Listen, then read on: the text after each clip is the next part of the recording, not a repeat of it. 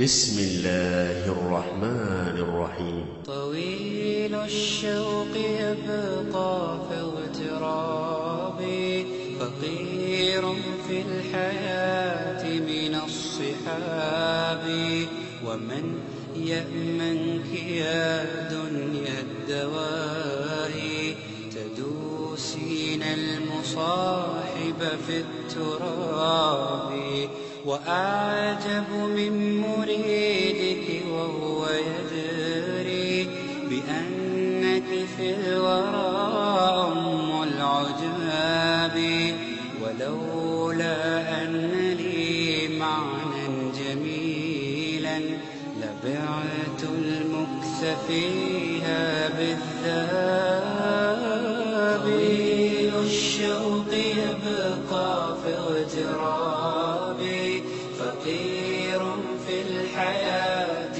من الصحاب ومن يأمنك يا دنيا الدواهي تدوسين المصاحب في التراب وأعجب من مريدك وهو يدري بأنك في الورى. السلام عليكم ورحمة الله وبركاته.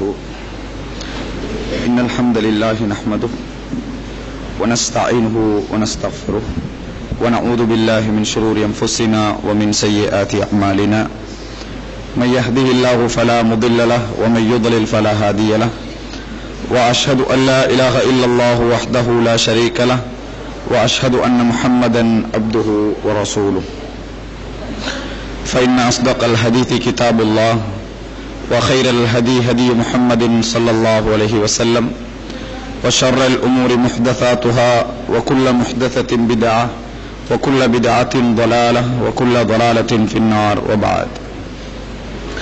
அன்புள்ள சகோதரர்களே சகோதரிகளே,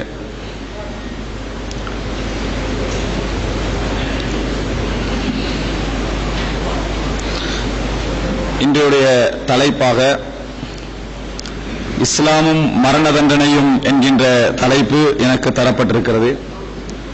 இந்த நேரத்தில் சுருக்கமாக ஒரு 15-20 நிமிடங்கள் இப்பொழுது பரவலாக பேசப்பட்டு கொண்டிருக்கக்கூடிய முக்கியமான ஒரு பிரச்சனையான சகோதரி ரிசானா நபீக் அவர்களுடைய அந்த பிரச்சனை சம்பந்தமான ஒரு விளக்கத்தையும் உங்களிடத்தில் சொல்லிவிட்டு, இந்த சந்தர்ப்பத்திலே மரண தண்டனை சம்பந்தமாக இஸ்லாம் எப்படி அணுகுகிறது, இஸ்லாம் என்ன சொல்கிறது என்கின்ற ஒரு பகுதியையும் நாங்கள் இந்த இடத்திலே விளங்கிக் கொள்ள கடமைப்பட்டிருக்கின்றோம். அன்புள்ள சகோதரர்களே, உண்மையில் அண்மையிலே அதாவது மரண தண்டனை வழங்கப்பட்ட சகோதரி ரிசானா நபீக்குடைய அந்த விவகாரத்தை பொறுத்தவரையில் முஸ்லிமாக இருக்கக்கூடியவர்களுக்கு மட்டுமல்லாமல் மனிதாபிமானம் என்கின்ற எண்ணத்தோடு உள்ள யாருக்குமே ஒரு வேதனை அளிக்கக்கூடிய ஒரு விடயம்தான். பொதுவாக மரண தண்டனை என்பது மனித உள்ளங்களால் தாங்கிக் கொள்ள முடியாத, சக்தி பெற முடியாத ஒரு விஷயங்களில் ஒன்று. அதில் எந்த விதமான சந்தேகமும் இல்லை. ஆனாலும் இந்த அம்சத்தை இன்று தவறான முறையில் 2 கோணங்களில் மக்கள் அழகிக் கொண்டிருப்பதை நாங்கள் பார்க்கிறோம். ஒன்று, ரிசானா நபீக்குடைய விவகாரம் சம்பந்தமாக தெளிவில்லாமல் பேசுகின்றவர்கள், அது பற்றி அறிவில்லாமல் பேசுகின்றவர்கள், அல்லது சாதாரண மேலோட்ட வாசிப்போடு பேசுகின்றவர்கள். சவுதியுடைய நீதிமன்றங்களுடைய விசாரணை எப்படி, அந்த தீர்ப்புகள் எப்படி வழங்கப்படுகின்றன, எப்படி தண்டனை கொடுக்கப்படுகிறது, என்ன மாதிரி இது விசாரிக்கப்பட்டது, இதை அதாவது இந்த விஷயத்தை ஹேண்டில் பண்ணியவர்கள் என்ன சொல்கிறார்கள் என்பது பற்றி எல்லாம் தெரியாமல் உணர்ச்சி வசத்தின் காரணமாக அல்லது இரக்கத்தின் காரணமாக, அன்பின் காரணமாக இந்த விஷயத்திலே பேச வேண்டிய அந்த கடமையை மறந்து பேசக்கூடிய ஒரு பகுதியினரை பார்க்கிறோம், முஸ்லிம்கள் உட்பட. இரண்டாவது விஷயம் என்னவென்றால், இதுதான் சந்தர்ப்பம் அப்படி என்று பயன்படுத்திக் கொண்டு இஸ்லாத்திலே இருந்து கொண்டு இஸ்லாமிய பற்றில்லாமல் வாழக்கூடியவர்களும் இஸ்லாத்திற்கு வெளியே இருக்கக்கூடியவர்களும் இதிலே என்ன செய்கிறார் என்று சொன்னால், இஸ்லாத்துடைய மரண தண்டனையும் இஸ்லாத்துடைய குற்றவியல் சட்டங்களையும் கொச்சைப்படுத்துவதற்கு ஒரு சந்தர்ப்பமாக என்ன செய்கிறார்கள், இதை பயன்படுத்தி வந்து கொண்டிருக்கிறார்கள். அவை 2 பகுதியும் தெளிவுபடுத்தப்பட வேண்டிய விஷயம், 2 பகுதியும் மக்களுக்கு மத்தியில் தெளிவுபடுத்தப்பட வேண்டிய ஒரு விஷயம் என்பதனால்தான் இந்த தலைப்பு இந்த இடத்திலே சுருக்கமாக விளங்கப்படுத்தப்படுகிறது. அன்புள்ள சகோதரர்களே, இந்த இடத்தில் மிக முக்கியமான ஒரு அடிப்படையை நாங்கள் புரிந்து கொள்ள வேண்டும். சவுதி அரசாங்கம் அது இஸ்லாத்தை கொண்டு தண்டனை வழங்கினாலும், இஸ்லாம் இல்லாமல் தண்டனை வழங்கினாலும், எந்த அடிப்படையில் தண்டனை வழங்கி இருந்தாலும் முதலாக ஒரு விஷயத்தை மனதிலே பதிவு வைத்துக் கொள்ள வேண்டும். சைனாவிலே இந்த மரண தண்டனை வழங்கப்பட்டது என்று இல்லை. இந்த மரண தண்டனை சைனாவிலே வழங்கப்பட்டது அல்லது எனது மங்கோலியாவிலே வழங்கப்பட்டது அல்லது ரஷ்யாவிலே வழங்கப்பட்டது மதம் சம்பந்தப்பட்டிருக்காது. மார்க்கம் என்ன செய்யாது, அந்த இடத்துல சம்பந்தப்பட்டிருக்காது. ஒழுங்கா விசாரிக்காம வழங்கி விட்டார்கள். இதனாலதான் நாங்க என்ன செய்யறது, யோசிச்சு சொல்ல வேண்டும் என்று சொல்றது, வெளிநாட்டுக்கு அனுப்பக்கூடாதுன்னு சொல்றது. மதம் சம்பந்தப்படாம முடிச்சிருப்பாங்க, மார்க்கம் சம்பந்தப்படாம முடிச்சிருப்பாங்க. அல்லது இந்தியாவோட சம்பந்தப்பட்டு நடத்திருந்தால் அதோட முடிச்சிருப்பாங்க. தாய்லாந்து அதாவது பௌத்த நாட்டோட சம்பந்தப்பட்டு முடிச்சிருந்தாலும் என்ன செஞ்சிருப்பாங்க, அதோட சம்பந்தப்படாம முடிச்சிருப்பாங்க. ஐரோப்பிய நாடுகள் நடந்திருந்தாலும் சம்பந்தப்படாம முடிச்சிருப்பாங்க. இதுல எல்லா நாட்டுக்கும் ஒரு சட்டம் இருக்கின்றன. சரியோ பிள்ளை இரண்டாவது வச்சுக்கொள்வோம். எல்லா நாடுகளுக்கும் ஒரு சட்டம் இருக்கும். சவுதிக்கு ஒரு சட்டம், ஒரு மோசமான சட்டம் பண்ணி வச்சுக்கோங்க. சவுதிக்கு ஒரு சட்டம் இருக்கீங்களே, அந்த நாட்டுக்குள்ள நுழைவதற்கு முன்னால அந்த நாட்டுடைய விஷயங்கள்ல உடன்பட்டு தான் என்ன செய்யறோம், அந்த நாட்டுக்கு ஏறது எந்த நாடாக இருந்தாலும் சரி. அது சரி பிள்ளைல ரெண்டாவது. நம்ம இப்ப சைனாவுக்கு போறோம், சைனாவுடைய சட்டங்கள் சரியா பிள்ளையாண்டு பார்த்தா சைனாவுக்கு போறாங்க. அப்படி இல்லை, விளங்கிட்டானே. அடுத்த பூட்டான்ல உள்ள சட்டங்கள் சரியா பிள்ளையாண்டு பார்த்தா பூட்டானுக்கு போறாங்க. அப்படியெல்லாம் இல்ல. போற நேரத்தில் எக்ரிமெண்ட் பண்ணி போட்டு எப்படியா போறது அப்படின்னு தான் போறது. சட்டம் சரியா பிள்ளையாண்டு பாக்குறதல்ல. இல்ல அப்ப எந்த அடிப்படையில் சட்டம் வழங்கி இருந்தாலும் சரியான சட்டமா பிழையான சட்டமா என்பதற்கு முன்னால அது அந்த நாட்டு சட்டம் என்ற விஷயத்தோட முடிச்சுக்கணும். அங்கதான் நிக்கணுமே ஒழிய. ஆனால் இது சவுதி அரேபியாவோடு சம்பந்தப்பட்டு நடந்ததனால என்ன நடக்குது, இது ஒரு இஸ்லாத்தோடு சம்பந்தப்படுத்தி பேசுகின்ற இடத்துக்கு வந்திருக்கு. இரண்டாவது, சவுதியில மரண தண்டனை வழங்கப்பட்ட வெளிநாட்டு பெண்மணி முதலாவது இதல்ல, வெளிநாட்டு நபர் இல்ல, எத்தனையோ பேர் மரண தண்டனை வழங்கப்பட்டிருக்கிறாங்க. போன வருஷம் மட்டும் சவுதியில 70 லட்சம் பேருக்கு மரண தண்டனை கொடுக்கப்பட்டிருக்கு. போன வருஷம் மட்டும் 2012ஆம் ஆண்டு 70 லட்சம் பேருக்கு மரண தண்டனை கொடுக்கப்பட்டிருக்கு. இந்த மேற்று மட்டும் ஏன் பெருசாகிறது, இதில் முஸ்லிம்களுடைய ஆதரவும் இருக்கிறது. இதுல இந்த மரண தண்டனை பிரச்சனையில் அந்நியர்களுடைய சப்ஜெக்ட் இல்லாம முஸ்லிம்களுடைய ஆதரவும் இருப்பது இன்னொரு காரணம். முஸ்லிம்களோட ஆதரவு இருக்கிறதுல அவங்களோட தயவை பெறலாம், அவங்களோட அன்பு பெறலாம், அவங்களுடைய அனுதாபத்தை பெறலாம் என்பதனால இதுதான் சந்தர்ப்பம் என்று எடுத்து என்ன செய்யறாங்க, இதை ஒரு மிகப்பெரிய ஒரு செய்தியாக என்ன செய்யறாங்க, மாற்றிக்கொண்டிருப்பதை நாங்கள் பார்க்கிறோம். இன்னும் சொல்ல போனால் இதை படிக்கின்றவர்கள், விவரிக்கின்றவர்கள், விமர்சிக்கின்றவர்கள் எல்லாம் பெரும்பாலும் மேற்கத்தைய ஊடகங்களில் மாத்திரம் அல்லது அதை தழுவி இலங்கையில் எழுதப்படக்கூடிய ஊடகங்களில் மாத்திரம் தங்கியிருப்பது என்ன செய்யறாங்க, இதை பேசுறாங்க. ஒன்றோ CNN இருக்கும் அல்லது அல் ஜசீராவை நம்பி எழுதக்கூடியவர்கள் அல்லது BBC இருக்கும். இப்படி இந்த மாதிரியான நிறுவனங்களுடைய செய்திகளை மொழிபெயர்த்து எழுதக்கூடிய எங்கட பத்திரிகைகளையும் அல்லது மேற்கத்திய பத்திரிகைகளை மாத்திரம் அதுல பாரதம் பொய் என்று சொல்லல, அதை மாத்திரம் நம்பி எழுதக்கூடியவர்கள் தான் என்ன செய்கிறார்கள், அதிகமாக இருந்து கொண்டிருப்பதை பார்க்கிறோம். இப்ப எல்லா வகையிலும் இந்த பிரச்சனை நாங்கள் பார்க்க வேண்டி இருக்கிறது. அன்புள்ள சகோதரர்களே, சகோதரிகளே, இதில் இந்த பெண்மணி சம்பந்தமாக இந்த விஷயம் சம்பந்தமாக சுருக்கமாக ஒரு சில விஷயங்களை நான் சொல்லிக் கொள்கிறேன். 2005ஆம் ஆண்டு மே மாசம் என்ன செய்யறாங்க, இவங்க வெளிநாட்டுக்கு போறாங்க. 2005ஆம் ஆண்டு மே மாசம் போறாங்க. போகல உண்மையான வயசு 17. போற நேரத்தில் உண்மையான வயது 17. இங்க உள்ள 2 முஸ்லிம்கள் ஏஜென்சி, ஒரு ஏஜென்சி 2 முஸ்லிம்கள் சேர்ந்து என்ன செய்யறாங்கன்னா அந்த விஷயங்கள் எல்லாம் மாத்தி, ஏண்டா 18 வயது குறைய வேலை ஹவுஸ்மேட்டா என்ன செய்யலாது அனுப்ப இயலாதனால 23 வயசாக்கி 1988ஆம் ஆண்டு பிறந்தது 82ஆம் ஆண்டு பிறந்ததா மாத்தி பாஸ்போர்ட்டை அப்படிதான் என்ன செய்யறாங்க அனுப்பி வைக்கிறாங்க. 88 பிறந்ததை 82ஆம் மாத்தி அனுப்பி வைக்கிறாங்க. இந்த இப்படி 1000 பேர் அனுப்பப்படுறாங்க. இப்படி 1000 பேர் அனுப்பப்பட்டுக் கொண்டிருக்கிறார்கள். 1000 அநியாயங்கள் நடந்து கொண்டிருக்கின்றன. எத்தனையோ விஷயங்கள் அரபு நாடுகள் நடந்து கொண்டுதான் இருக்கின்றன. ஆனால் இந்த மாதிரி ஏதாவது வழக்கு பிரச்சனை வந்தா தான் என்ன செய்யும், அது வெளியாகும். அப்ப இந்த மாதிரி 23 வயதாக்கப்பட்டு தான் இந்த பெண்மணி என்ன செய்யறான், அனுப்பப்படுறான். அனுப்பப்படக்கூட பெண்மணிக்கும் தெரியும், உம்மா பாப்பாவுக்கு தெரியும், ஏஜென்சிக்கு தெரியும், எல்லாருக்கும் தெரியும் தானே. தெரிஞ்ச நேரத்தில் என்ன செய்யறாங்க, அனுப்பப்படுறாங்க. 18 வயதை தாண்டி தான் அனுப்பப்படுகிறார்கள் என்பதை புரிந்து கொள்ள வேண்டும். அதே போல ஐநா சபையுடைய அதாவது யுனிசெஃப் இருக்குது. இந்த யுனிசெஃபை பொறுத்த வரைக்கும் 18 வயது குறைவாக இருந்தா என்ன, 18 வயது குறைவாக இருந்தா சிறுவர், மைனர். 18 வயது குறைந்த மைனர். 17 வருஷமும் 11 மாசமும் 28 நாள் இருந்தாலும் நீங்க சின்ன பிள்ளை, குழந்தை. இது ஐநா சபையுடைய அந்த எனது சர்வதேச சட்டங்கள்ல உண்டு. இது அப்ப இந்த அடிப்படையில் அவங்களுக்கு வேலைக்கு என்ன செய்யலாது, இந்த மாதிரி வெளிநாடுகளுக்கு வேலைக்கு போற அளவுக்கு அவங்களை எடுக்க முடியாது, மாற்றித்தான் அனுப்புகிறார்கள். அனுப்பியவர்கள் ரியாத்ல தவாத்மி என்ற இடத்துல, ரியாத்ல தவாத்மி என்ற இடத்துல உதைபியா என்ற கோத்திரம், உதைபியா கோத்திரம் வந்து அதில் அதிகமானவர்கள் மார்க்கப்பட்டாக நல்ல நல்ல மார்க்கத்தோடு இருக்கக்கூடிய ஃபேமிலியர் உத்தைக்காங்க அரபு வந்து என்னது கோத்திரங்களா தான் இருக்கிறாங்க. உத்தைபியா ஃபேமிலியில தான் போய் என்ன செய்யறாங்க, வேலை செய்யறாங்க. ஆனா அங்க போய் ஒரு சில நாட்கள், சில மீடியாக்கள் 7 நாள் 14 நாள் அப்படின்னு ஒரு சில நாட்கள் தான், ஒரு சில நாட்கள்லயே கைது செய்யப்படுறாங்க. வீட்டால என்ன செய்யறாங்க, அவங்களை கொண்டு போலீஸ்ல ஒப்படைக்கிறாங்க, பிள்ளைய கொலை செஞ்சுட்டாங்கன்னு சொல்லி ஒரு சில நாட்களே போலீஸ்ல போய் ஒப்படைச்சிட்டாங்க, பிள்ளைய கொலை செஞ்சுட்டாங்க. அப்ப 2005ஆம் ஆண்டு போன ஒரு 2 கிழமையில சிறைக்கு போயிருந்தா அவரோட மனநிலை எப்படி இருக்குன்னு நினைச்சுப்பாரு. 2005ஆம் ஆண்டு அவ போன உடனேயே குடும்ப கவலைகள், குடும்ப வேதனைகள், ஹோம் சிக் இதில் இருந்தெல்லாம் வெளியாவதற்கு முன்னாலேயே எங்க போறா, ஜெயிலுக்கு. நம்ம சொந்த நாட்டிலேயே நம்ம ஜெயிலுக்கு போனா எவ்வளவு வேதனை இருக்கும். ஆனால் அங்கேயே ஒரு 7-8 நாள்ல என்ன செஞ்சிடறாங்க, அவர் ஜெயிலுக்கு அனுப்பப்படுகிறார்கள். அப்ப அந்த நாள்ல இருந்து இந்த 2013 இந்த புதன்கிழமை வரைக்கும் ஜெயிலுக்குள்ளதான் இருந்தாங்க. கொஞ்சம் முன்னுக்கு வாங்கலாம்.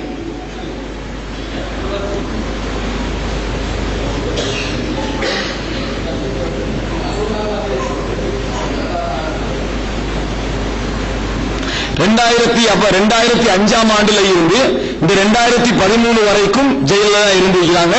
அதே நேரத்தில் என்னது, மரண தண்டனை இந்த புதன்கிழமை நிறைவேற்றப்பட்டது. இதுல முக்கியமாக நீங்க என்ன விளங்கணும் சொன்னால், குற்றச்சாட்டு என்ன, புள்ளைய களத்தை நசுக்கி கொண்டா தான் குற்றச்சாட்டு. புள்ளைய வந்து களத்தை நசுக்கி என்ன செஞ்சா கொண்டா, எங்களுக்கு உள்ள பிரச்சனை இருந்தது, வந்த உடனே பிரச்சனை போச்சு, இந்த பிரச்சனைக்கு மத்தியில் என்னது களத்தை நசுக்கி என்ன செஞ்சுகிறா, கொண்டுகிறா அப்படி என்று சொல்லித்தான் குற்றச்சாட்டு முன்வைக்கப்படுது. குற்றச்சாட்டு முன்வைக்கப்பட்ட நேரத்தில் அவர்கிட்ட விசாரிச்ச நேரத்தில் அவர் ஒரு வார்த்தை சொல்லினாங்க, அதாவது உண்மை சொல்லிக்கிறா, உண்மைன்னா ஒரு பகுதி உண்மையை, இதுல உண்மையா பொய்யான்னு உண்மையாக அறிஞ்சோம் அல்லாஹ் தஆலா. விசாரணையில நடந்த விஷயம் என்ன நான் சொல்லுகிறேன், சவுதி அரசாங்கத்தின் பார்வையில் அவ ஒரு பகுதி உண்மையை சொல்லிக்கிறான். அந்த ஒரு பகுதி உண்மைதான் அவ குற்றவாளியா தீர்மானிக்கிறதுக்கான காரணம் என்ன. ஒரு வார்த்தை சொல்லினான்னு வைங்களேன், புள்ள நான் ரூமுக்குள்ள போனேன், புள்ள மௌத்தாகி இருந்துச்சுன்னு சொன்னா கூட ஒரு மரண தண்டனை நிறைவேற்றிருக்காரு. விளங்கிட்டா, புள்ள நான் போறேன் மௌத்தாகி இருந்தது என்று சொன்னா கூட அங்க ஒரு சாட்சியும் இல்லை. கண்டவங்க இருக்கிறாங்க, கண்டவர்கள் யாரும் ஒரு சாட்சியும் அந்த இடத்துல இல்லை. களத்துல சீக்கு கொண்டதாகவோ அப்படி நடந்ததாகவோ ஒரு சாட்சியும் அந்த இடத்துல இல்லை. அதனால இங்க முக்கிய ஆதாரமாக கொள்ளப்பட்டது இஅ்திராஃப், கொலை. மரண தண்டனைக்கு வந்து ஒரு இஸ்லாமிய வடிவங்கள்ல உண்டுதான். இப்ப பின்னால நிறைய செய்திகள் சொல்லுவேன். குற்றவாளியாக குற்றத்தை ஏற்றுக்கொள்வது, மறைமுகமாகவோ நேரடியாகவோ குற்றத்தை ஏற்றுக்கொள்வது. ஒரு வார்த்தை அந்த இடத்துல சொல்லி இருந்தால், உதாரணமா சவுதி அரேபியால ஒரு இந்தோனேசியா பெண்மணிக்கு பிரச்சனை பேசிட்டு தாலா, அதே போல தம்மாம் புள்ள சின்ன ஒரு குழந்தை, அதே போல என்னது மிஷாரி என்று சொல்ற எம்பூல இருக்கக்கூடிய ஒரு பிள்ளை, இந்த 2 பிள்ளையும் கொலை செய்யப்பட்டிருக்கான். இதுல ஒரு இந்தோனேசியா பெண்மணி குற்றச்சாட்டப்பட்டு ஜெயிலில் இருக்கிறா. பால் போத்தல்ல வந்து குளோரெக்ஸையோ அல்லது எலி மருந்தையோ கலந்து பிள்ளை கொடுத்தீங்களா அப்படின்ற குற்றச்சாட்டுல ஜெயிலில் இருக்கிறாங்க 3-4 வருஷமா. இன்றைக்கு நீங்க சவுதியில சபக் என்ற மெகசினுடைய இணையதளத்தை போய் எடுத்து பார்த்தீங்கன்னு சொன்னா நிறைய பின்னூட்டங்களை கொமெண்ட்ஸ்ல உங்களுக்கு பார்க்கலாம். இதெல்லாம் இஸ்லாமிய அரசாங்கமாண்டி, சவுதி அரசாங்கத்தில் உள்ள சவுதி அரசாங்கத்துக்கு எழுதுறான், இஸ்லாமிய அரசாங்கமா கொலை குற்றவாளிக்கு 3-4 வருஷமா இன்னும் தண்டனை கொடுக்கல. யாருக்கு? அவங்களுக்கு. இப்படி பிந்தி கண்டிக்கிறாங்களே, நேர்மையான அரசாங்கமான்னு எழுதிட்டு அந்த இடத்துல நீங்க என்ன சவுதி அரசாங்கம் அவங்களுக்கு தண்டனை கொடுக்கல. என்ன காரணம்? அவங்க ஏற்றுக்கல. யார் ஏற்றுக்கொள்? மறைமுகமாகவோ நேரடியாகவோ எங்களுக்கு சம்பந்தம் இல்ல, நாங்க பால் தான் கொடுத்தோம், வேற எந்த வகையில சம்பந்தம் இல்ல மாதிரி சொல்லிட்டாங்க. கடைசியில் அந்த விசாரணை நீடிச்சு அப்ப இல்லைன்னு சொல்றாங்களே, எந்த வகையிலும் பேசலாம் ஏற்றுக்கொள்ளலையே. விசாரணை நீடிச்சு கடைசி அண்மையில் என்ன செய்ய தெரிய வருது புதுசா, இது வந்து அவங்களுடைய சொந்தக்காரர் பிள்ளையுடைய ஒரு சாட்சியோ யாரோ தான் என்ன செஞ்சுக்கிறாங்க, இந்த பால்ல இதை கலந்துக்கிறாங்க புதுசா என்ன செய்யுது ப்ரூஃபுக்கு வருது. இவர பிரச்சனையில என்ன தெரியுமா, இவட்ட விசாரிச்ச உடனே ஒரு விஷயம் சொன்னான். என்ன சொன்னா, பால் கொடுக்கிற நேரத்தில் இறுகிச்சு நான் என்ன செஞ்சேன், களத்தை தடாவி விட்டேன் என்றதுதான் மெயினான சப்ஜெக்ட். அந்த நேரத்தில் புள்ள என்ன செஞ்சு இறுகித்தான் இறந்தது. அப்ப ஒரு விஷயம் உண்மை என்ன, புள்ள எப்படி இறந்ததுன்னு 2வது, இவட கையில தான் புள்ள இறந்தது உண்மை இல்லையா, இவட கையில தான் புள்ளை இறந்தது, அந்த நேரத்தில் தான் புள்ளை இறந்து போனது, இவ வந்து கொலை செஞ்சதா இல்லையான்னு 2வது அம்சம். இப்ப புள்ள இறந்த இடம் இவருடைய கையில தான், இவட இடத்துல இருந்துதான் புள்ளை இருந்துச்சு என்றது, அது என்ன புள்ளை இறந்தது என்றது ஒரு முக்கியமான இடம். வேற இடத்துல என் கையில தான் இறந்த ஏத்துக்கிறா, அதே நேரத்தில் பால் குடிக்கக்கூடிய இறுதி நேரத்தில் நான் தடவினு ஏத்துக்கிறா, இதெல்லாம் நடக்குது. இப்ப இவ ஒரு விஷயத்தை ஏத்துக்கண்டா, பேசலாம் கொலை அந்த மரணம் நடந்து இவட கையில தான். இப்ப அடுத்த விசாரம் என்ன, இது இயற்கை மரணமா அல்லது, இயற்கையாக நடந்துதான் நசுக்கி கொண்டதான்றதானே மருத்துவ ஆராய்ச்சியும் செய்யறாங்க. போஸ்ட்மார்ட்டம் செய்யறாட்டி கூட என்னது மத்தபடி அட்டாமிக் ரிசர்ச், அதாவது மெடிக்கல் அட்டாமிக் ரிசர்ச் அதெல்லாம் செய்யறாங்க. இந்த செஞ்ச ரிசல்ட்ல கன்ஃபார்மாக என்ன தெரிய வருது தெரியுமா, களத்தில் நெசுக்கப்பட்டிருக்கிறது தெரிய வருது. கலப்பு நசுக்கப்பட்டிருக்கிற தெரிய வருது. அதுக்கான உள்ளடையாளங்கள் எல்லாம் கன்ஃபார்மா ஒரு புள்ளையை பொறுத்த வரைக்கும் செல் இருக்குதானே, அது வந்து வளர்ந்துட்டு வர நேரம், அப்பதான் அந்த ஜேம்ஸுக்கு எல்லாம் எதிர்கொண்டு வளர்ந்து வரக்கூடிய நேரம். அப்ப அந்த நேரத்தில் அதன உள்ள தாக்கங்கள் அவசரமா ஒரு பெரிய மனுஷன் உள்ளதை விட சின்ன பிள்ளைய டக்குன்னு அவசரமா அறிஞ்சுக்கலாம். ஒரு இறந்து போனவத்தோட முடிய வச்சு கொலகாரனை கண்டுபிடிக்கிற அளவுக்கு என்ன செஞ்சுக்கின்ற உலகம் வளர்ந்து போயிருக்கு. இதுல இந்த களத்துக்கான அடையாளங்கள் எல்லாம் என்ன செஞ்சுட்டு வந்துட்டு இந்த உரையை நான் இன்னொரு இடத்துல செஞ்ச உடனே ஒரு மெடிக்கல் ஸ்டூடெண்ட் வந்து என்ன செஞ்சு கேட்டாருன்னு சொன்னா, போஸ்ட்மார்ட்டம் செய்யல அந்த ஃபேமிலியில அனுமதி கொடுக்கலையே, அப்ப எப்படி இவங்க கண்டுபிடிச்சாங்க? அப்ப அந்த வைத்தியத்துறையில எங்களுக்கு அவ்வளவு அறிவில்லை. அப்ப நான் திருப்பி கேட்டோம் என்னன்னு சொன்னா, மெடிக்கல் ஏண்டா இதுல டாக்டர் கிஃபாயா நேரடியா சம்பந்தப்பட்டிருந்தா, நேரடியா என்ன செஞ்சிருந்தா இதுக்கு சம்பந்தப்பட்டிருந்ததை நாங்க பார்க்கிறோம். அப்ப நேரடியாக சம்பந்தப்பட்டிருந்தவங்க யாரும் இதுல ஒப்ஜெக்ஷன் என்ன செய்யல, தீர்மானிக்கப்பட்ட விஷயத்துல ஒப்ஜெக்ஷன் எடுக்கல. எதுல ஒப்ஜெக்ஷன் எடுத்தாலும் பின்னால சொல்றேன். அப்ப கேட்ட நேரத்தில் இதை தவிர வேற வழி இல்லையா, குற்றத்தை நிரூபிக்க போஸ்ட்மார்ட்டம் செய்வதை தவிர வேற எதுவுமே இல்லையான்றது அமைதியாயிட்டார். நீங்க சொல்ற மாதிரி அப்படி ஒரு சப்ஜெக்ட் வந்து இருக்குதான்னு அமைதியா செஞ்சாரு இருந்தார். அப்ப நாங்க என்ன விளங்கணும்னா, மெடிக்கல் இன்னும் கொஞ்சம் பேர் சொல்றாங்க என்னன்னா, அதாவது மேற்கத்திய ஒரு நிறுவனம் வந்து இந்த மெடிக்கல் ரிப்போர்ட்டை கேட்டதான் கொடுக்கலையாமட்டு சொல்லி, மெடிக்கல் ரிப்போர்ட்டை ஒரு நாடு இன்னொரு நாடுக்கு கொடுக்காமிக்கிறதுக்கான ரீசன் பொய் என்பது மட்டுமல்ல, என்னத்துக்கு கொடுக்கணும், என்னத்துக்கு கொடுக்கணும் என்ற ஒரு சப்ஜெக்டும் என்ன செய்யும் அதுல இருக்கும். இப்ப என்ன நடந்தது தெரியுமா, மெடிக்கலி கழுத்து நசுக்கப்பட்டு கொள்ளப்பட்டது உண்மையாயிடுச்சு. அது 100% உண்மை. அதை நீங்க எப்படி கன்ஃபார்ம் பண்ண நினைக்கிறீங்களோ அப்படி தேடி பார்த்தீங்கன்னு சொன்னா உங்களுக்கு என்ன செஞ்ச ப்ரூஃப் ஆயிடும். மற்றபடி என்னன்னு சொன்னால் இது ஒரு உண்மை. இப்ப மெடிக்கலி கன்ஃபார்மா கொலை செய்யப்பட்டது உண்மையாக இருந்தால், இவர கையில தான் குழந்தை வந்து மரணிச்சது உண்மையாக இருந்தால் என்ன நடக்கும்? அங்கனைக்கு ஒரு ப்ரூஃப் உண்டாகுது, இதை கொலையை ஏற்றுக்கிறான்னு ப்ரூஃப் தான் செய்யுது. அவர் உள்ள சிக்கல் அங்கனைக்கு அதுதான். ஒன்றோ மெடிக்கல பொய் என்று சொல்லணும், அதுக்கு ஒரு அந்த சவுதி அரேபியால வந்து ரிசர்ச் பண்றதெல்லாம் காட்டு அரபியலாம். சவுதி அரேபியால சவுதி டாக்டர் தான் ரிசர்ச் பண்ணுவாரு, சைனா டாக்டர் ரிசர்ச் பண்ணுவாரு. உலகத்துல எல்லா நாட்டிலும் அந்தந்த டாக்டர்மா ரிசர்ச் பண்ணலாம், சவுதியில மட்டும் ரிசர்ச் பண்ண கூட அமெரிக்கா இருந்து கொண்டு வரணுமா? இப்படி எல்லாம் பதில் சொல்லக்கூடாது. அது என்ன அனுதாபம் தெரிவிக்கிறதுக்கு ஒரு பகுதி இருக்குது. இப்படி ஒரு விஷயம் என்ன செய்யுது அமெரிக்கா நடக்குது. இதை ஹெல்ப் பண்ணவங்க நானும் நீங்களே மட்டுமல்ல, இதை பார்த்தவங்க அவளுக்கு ஆதரவாக சர்வதேச உலகமே என்ன செஞ்சது எழுந்துச்சு. அந்த சகோதரிக்கு ஆதரவாக சர்வதேச உலகமே எழுந்துச்சு. அப்ப இதுல மிக முக்கியமாக கவனிக்க எல்லாரும் தங்களோட சந்தேகங்களை முன் வச்சாங்க. இதுதான் அவர் குற்றவாளி என்று தீர்மானிக்கப்பட்டதற்கான காரணம். நிறைய பேர் எப்படி விளங்கி வச்சுட்டீங்கன்னா சொன்னா, சவுதி தீர்ப்பு கொடுத்தது பால் தொண்டையில இருந்து மரணிச்சதை கொலையாக சவுதி தீர்மானிக்கணும்னு விளங்கி வச்சுக்கிறாங்க. அப்படி தீர்மானிக்கிறதுக்கு என்ன இது நீதிமன்றமா வேற ஏதாவது அப்படி தீர்மானிக்கல. கொலை என்ற ப்ரூஃப் ஆனதுக்கான காரணம் அவர் ஏற்றுக்கின்றது இது, இவ வந்து ஏற்றுக்கின்ற இந்த வார்த்தை. அது மாத்திரமல்ல, இவங்க மன்னிக்கவே மாட்டாங்க என்றது இப்ப இல்ல, எப்பயோ தெரிய வந்து அந்த ஃபேமிலியால நீங்க அந்த அரபு நாட்டுடைய மெகசின்கள் அந்த நிமிஷமே வாசிச்சிருந்தீங்கன்னு சொன்னா, அப்ப 2012 2011 10கள்லயே இந்த ஃபேமிலி மன்னிக்க போறதில்லை என்றது என்ன செஞ்சது ப்ரூஃப் ஆயிடுச்சு. இதுதான் நீங்க விளங்க வேண்டிய மிக முக்கியமான செய்தி. இதில் மருத்துவர்கள் பிழைவிட்டார்களா, நீதிபதிகள் பிழைவிட்டார்களா, உண்மையா பொய்யா என்பது சவுதி நீதிமன்றத்துக்கு மட்டும் வராது. உலகத்தில் எல்லா நீதிமன்றங்களுக்கும் என்ன செய்யும் அந்த பிரச்சனை வரும். அவங்களால முடிஞ்சது தான் வாதிக்கலாம், ஆதாரங்களை வச்சுதான் பேசலாம், உண்மையை வச்சுதான் சரியானலாம். உண்மையான என்ன நடக்கிறது என்பது தெரியாது, உண்மையாக என்ன நடக்கிறது என்பது தெரியாது. இதை நீங்க மிக முக்கியமா என்ன செய்யணும் கவனிச்சுக்கணும். ரசூல் ஸல்லல்லாஹு அலைஹி வஸல்லம் அவருடைய காலத்துல தீர்ப்பு சம்பந்தமான நபிகள் இப்படி சொல்லிக்கிறாங்க. அப்ப இந்த சொல்லணும் 1300 சுற்ற வரலாற்றிலையும் தீர்ப்புகள்ல நீதிபதிகள் எந்த பிழையுமே உடலையா. உஸ்மானிய கிலாபத்தில் எடுத்த வழக்குகளை நிறைய எடுத்து காட்டலாமா இல்லையா? எத்தனை தவறுகள் நடக்குது. ரசூலுல்லாஹி ஸல்லல்லாஹு அலைஹி வஸல்லமே தன் வாழ்க்கையில தீர்ப்பளிச்சுட்டு நிஜம் வேற மாதிரி இருக்கின்றது ரசூலுல்லாஹி வழங்குது. ஆதாரம் இதுதான், நிஜம் வேற மாதிரி இருக்குது. ஆனா ஆதாரத்தை வச்சுதான் நீதிமன்றங்கள் என்ன செய்யலாம் முடிவெடுக்கலாம். உணர்வு வச்சோ இந்த பொம்பளை செம்பிரிப்பாவா, ஒரு கிழமை 2 கிழமை தானே, சாத்தியம் இருக்குமா, கஷ்டத்தோட போன பொம்பளை தானே என்ற வார்த்தைகள் இருக்குதானே மாறி நாங்க பேசலாம். ஒரு நாட்டுடைய சட்டத்தை எதிர்த்து பாஸ்போர்ட்டை 23 வயசு வரைக்கும் மாத்திரவங்களுக்கு கொண்டு போய் வராதான்னு கேட்டா திரும்பி மாறி வந்தோம் அவங்க வரலாங்களா இல்லையா? அதனால அப்படி பேசக்கூடாது. வழக்கு இப்படி போச்சு, இந்த ரிசல்ட் வந்தது. இதுல வந்து நாங்க என்ன வகாபி அரசாங்கம் ஆளு சூதர் குடும்பம் எல்லாம் இப்படித்தான் எவ்வளவு மேற்கத்தியத்துக்கு ஆதரவா போறோம் சொல்றதெல்லாம் அது சரிவில்லை. 2வது வழக்கு சப்ஜெக்ட் இது முதல் அம்சம் நீங்க விளங்கிக் கொள்ள வேண்டியது. 2வது என்ன தெரியுமா, சவுதி வந்து மேற்கத்தியரா இந்த முடிவு எடுத்திருக்குமா, அமீர் என்றால் இந்த முடிவு எடுத்திருக்குமா, ஆட்சியாளர் தான் இந்த முடிவு எடுத்திருக்குமா, வெள்ளக்காரர் இந்த முடிவு எடுத்திருக்குமா என்று கேட்கிறான். மேற்கத்திய இந்த முடிவு எடுக்குமா கேட்கிறான். இதெல்லாம் மேற்கத்தியத்துக்கு சார்பா தானே எடுக்கிறாங்கன்றான். நீ நல்லா மூளையை யோசிச்சு பாருங்க. இந்த இடத்துல உலகமே எதிர்க்கு. எது? உலகமே எதிர்க்கு. யூரோப்பிய யூனியன் இருக்கு, ஐரோப்பிய யூனியன் என்ன செய்யுது? இதை எதிர்க்கு. பிரான்ஸ் தனிப்பட்ட ரீதியான கண்டங்களை தெரிவித்து பிபிசி விமர்சிச்சு தள்ளு. ஐநா சபையில இது ஒரு நாளைக்கு ஒரு பேச்சா நிச்சயமா வாரு.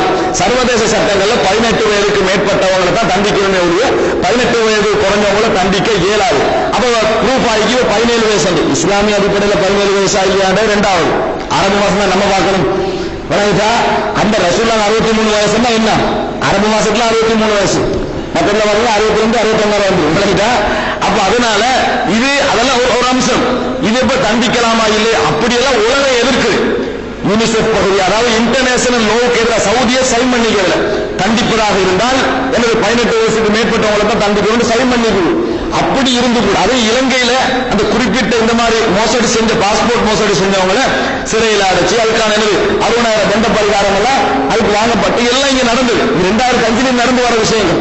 அப்ப இவ்வளவு நடந்த பின்னாலும் சவுதி இப்படி தண்டனை கொடுத்துட்டு மேற்கத்திய உலகம் கடுமையா இருக்கு. இப்ப நான் கேட்கிறேன், சவுதி மேற்கத்தியத்துக்கு ஆதரவாக இருக்கணும்னா என்ன முடிவு எடுக்கணும் தெரியுமா? மரண தண்டனை கொடுக்கப்படாது.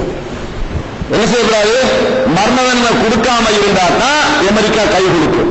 நல்ல வேலை செஞ்சீங்க, அப்பதான் ஐரோப்பிய யூனியன் என்ன செய்யும்? கை கொடுக்கும்.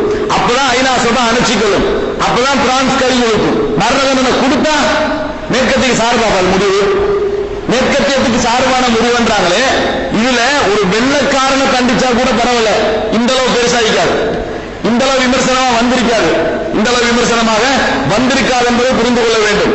அன்புள்ள சகோதரிகளே, இதுல வந்து இந்த பிரச்சனைக்கு சவுதி முடிவெடுத்தது மேற்கத்திய உலகமெல்லாம் தாண்டி மேற்கத்தியத்தை எதிர்த்து, ஐநா சபையை எதிர்த்து, மற்ற இன்டர்நேஷனல் லோவை எதிர்த்து, எல்லாத்தையும் எதிர்த்து தான் முடிவு எடுக்குது. அப்ப சார்பா எதிராக இது சார்பு என்று சொல்றாங்களா? இது எந்த சிந்தனையில் இது சார்பு என்று சொல்றது? சார்பா இருந்தா என்ன செய்யணும்? சட்டத்தை இல்லாம பார்க்கணும். இது இரண்டாவது. மூன்றாவது, இதுல சவுதிக்கு கூட என்ன தேவை இருந்துச்சு தெரியுமா? இந்த சட்டத்தை நிறைவேற்றப்படாத தேவைதான் இருந்துச்சு. சவுதிக்கு கூட இந்த சட்டத்தை நிறைவேற்றப்படாத, அல்லாஹ்வுடைய சட்டத்தை நிறைவேற்றப்படாது என்னன்னு சொல்ல வரல. அவ்வளவுக்கு சர்வதேச அழுத்தம். இதை எப்படிதான் விடலாம் என்பது நிச்சயமாக அவர்கள் முயற்சி செய்து விட்டார்கள். அதுல எந்த விதமான சந்தேகமும் இல்லை. ஒன்றை புரிந்து கொள்ள வேண்டும், சவுதியில வந்து ஒரு விசாரணை முறையை கொஞ்சம் நீங்க புரிந்து கொள்ளணும்.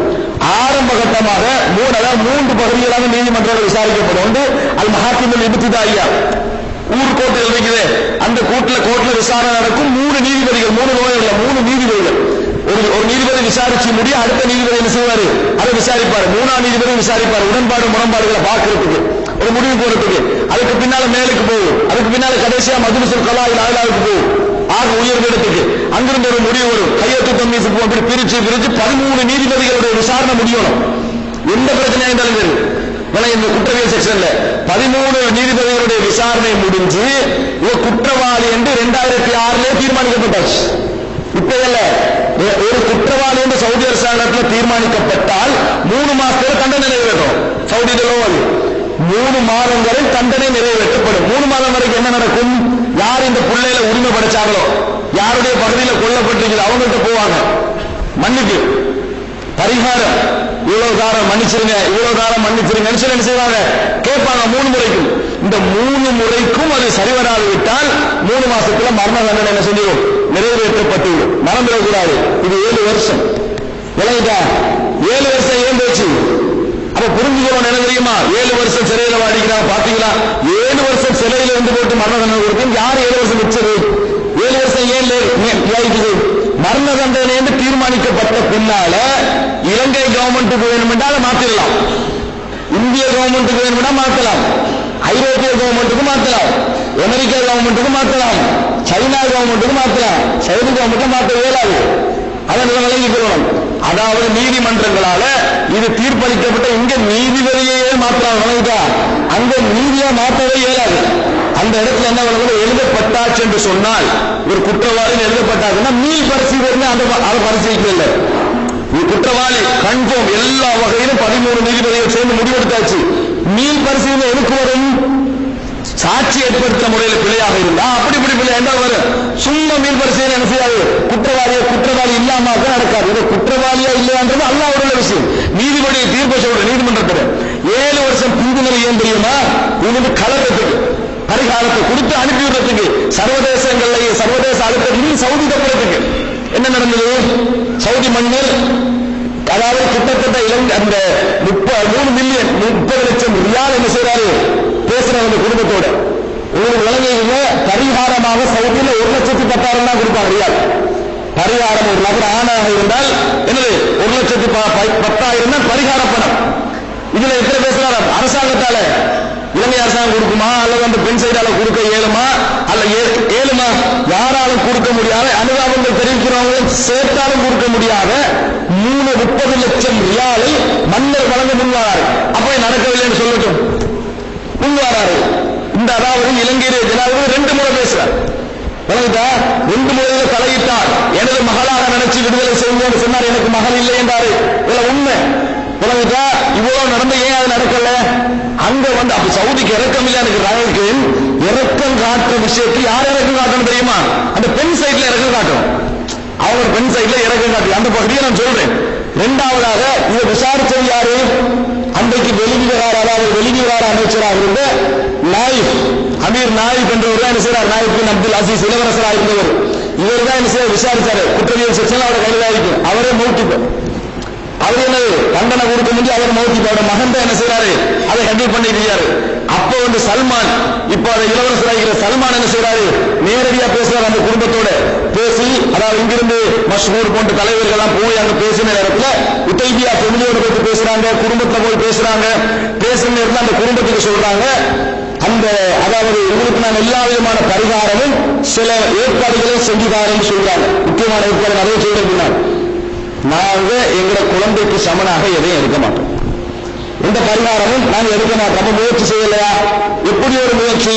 மற்றவர்களெல்லாம் எப்படி முயற்சி செய்வீங்க நீங்க நினைக்கிறீங்களா? அப்படியெல்லாம் இல்லை. இவ்வளவு முயற்சி நடந்தும் அவங்க இறங்கலாம். இப்ப என்ன செய்யலாம் அவங்க? அப்படின்னா நாங்க என்ன சொல்ல வரோம் தெரியுமா? அதோட இன்னும் கேள்வி கேட்கிறாங்க.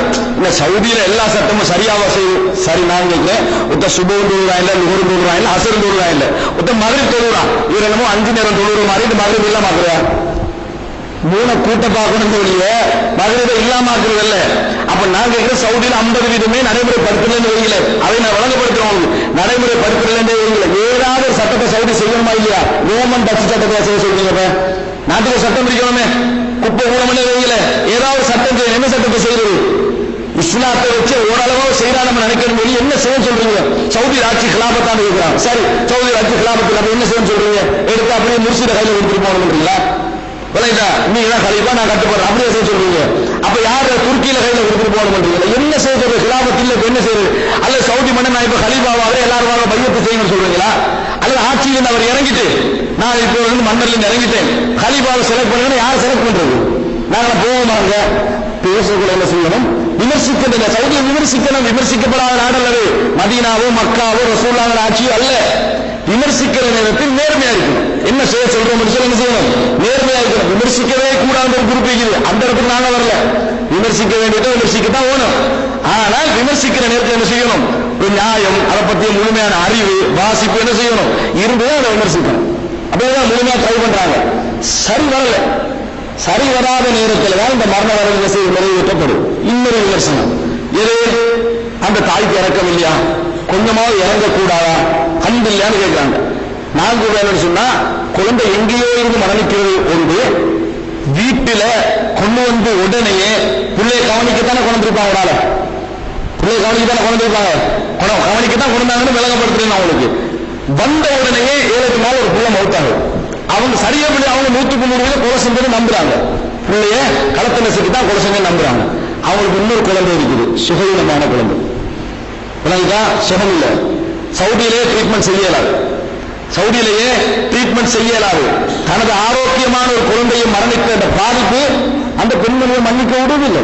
அப்ப என்ன செய்ய சொல்றீங்க? அதைத்தான் சல்மான் பேசினார். இளவரசர், நான் ஜெர்மனிக்கு கொண்டு போய் உங்களுக்கு ட்ரீட்மெண்ட் செஞ்சுதாரேன்னு சொல்லி அந்த பிள்ளைக்கு ஜெர்மனிக்கு கொண்டு போய் ட்ரீட்மெண்ட் செஞ்சுதாருன்னு பேசினான். ட்ரீட்மெண்ட் வேணும், கொள்ளுங்க. மரண தண்டனை கொடுக்கிறாங்க. ஏன் அப்படி சொல்றாங்க? அப்ப இஸ்லாத்தை பொறுத்த வரைக்கும் குற்றவாளிகள் குற்றம் யாருக்கு அநீதி இழைக்கப்பட்டிருக்கிறதோ அந்த இடத்துல தான் பார்ப்பாங்க. அவர் தான் மன்னிக்கலாம், அவர் தான் விடலாம். அந்த இடத்துல இஸ்லாம் என்ன செய்யும்? பார்க்க வந்து நாம மறந்து விடக்கூடாது.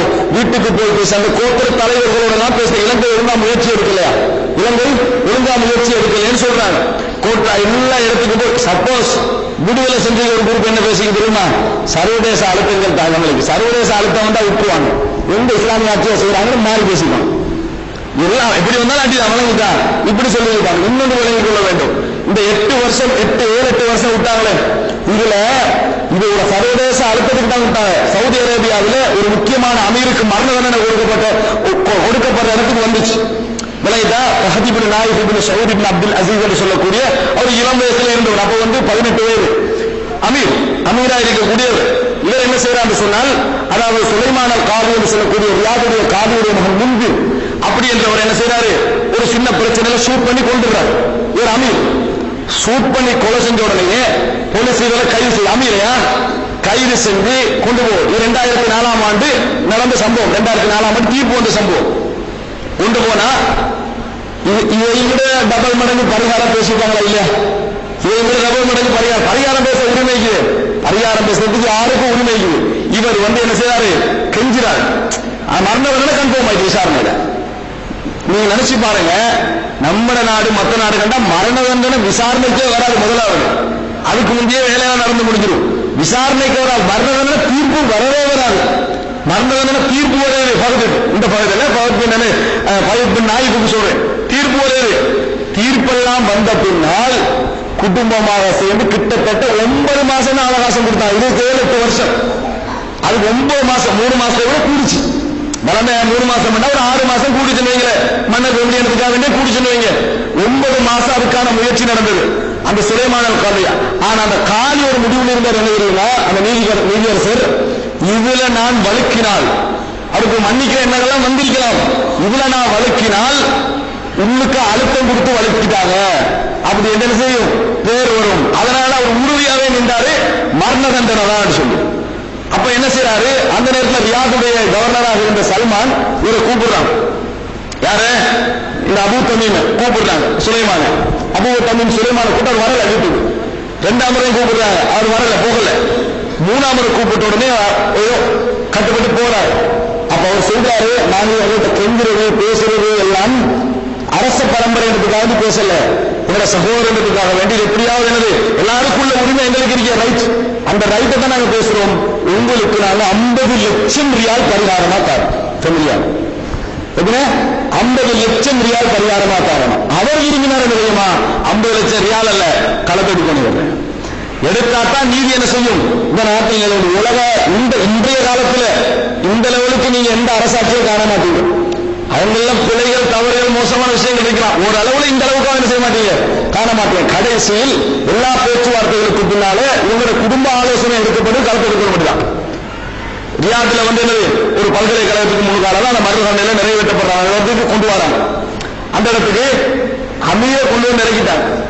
விளங்கிட்டா மரண தண்டனைக்காக கொண்டு வந்து இறக்கி முழு கிரௌடும் இருக்கிற இடம். அப்ப உமராக்கள் இவருக்கு தனி பாதுகாப்பு கொடுக்கப்பட்டு எல்லாம் கொண்டு வந்து அப்ப அந்த இடத்துல வச்சு இவர் அழுகிறாரு. 18 வயசு தானே, 19 மரண தண்டனை கொடுக்க கண்ணீர் வடிச்சு அழுகிறாரு. என் அப்பா தம்பியும் என் களத்தை காப்பாற்றுங்கன்னு சொல்லி.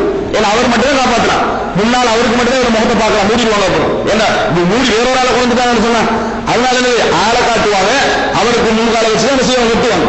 அவருக்கு கடைசி நிமிஷம் வரைக்கும் மன்னிப்பு கொடுக்கலாம்.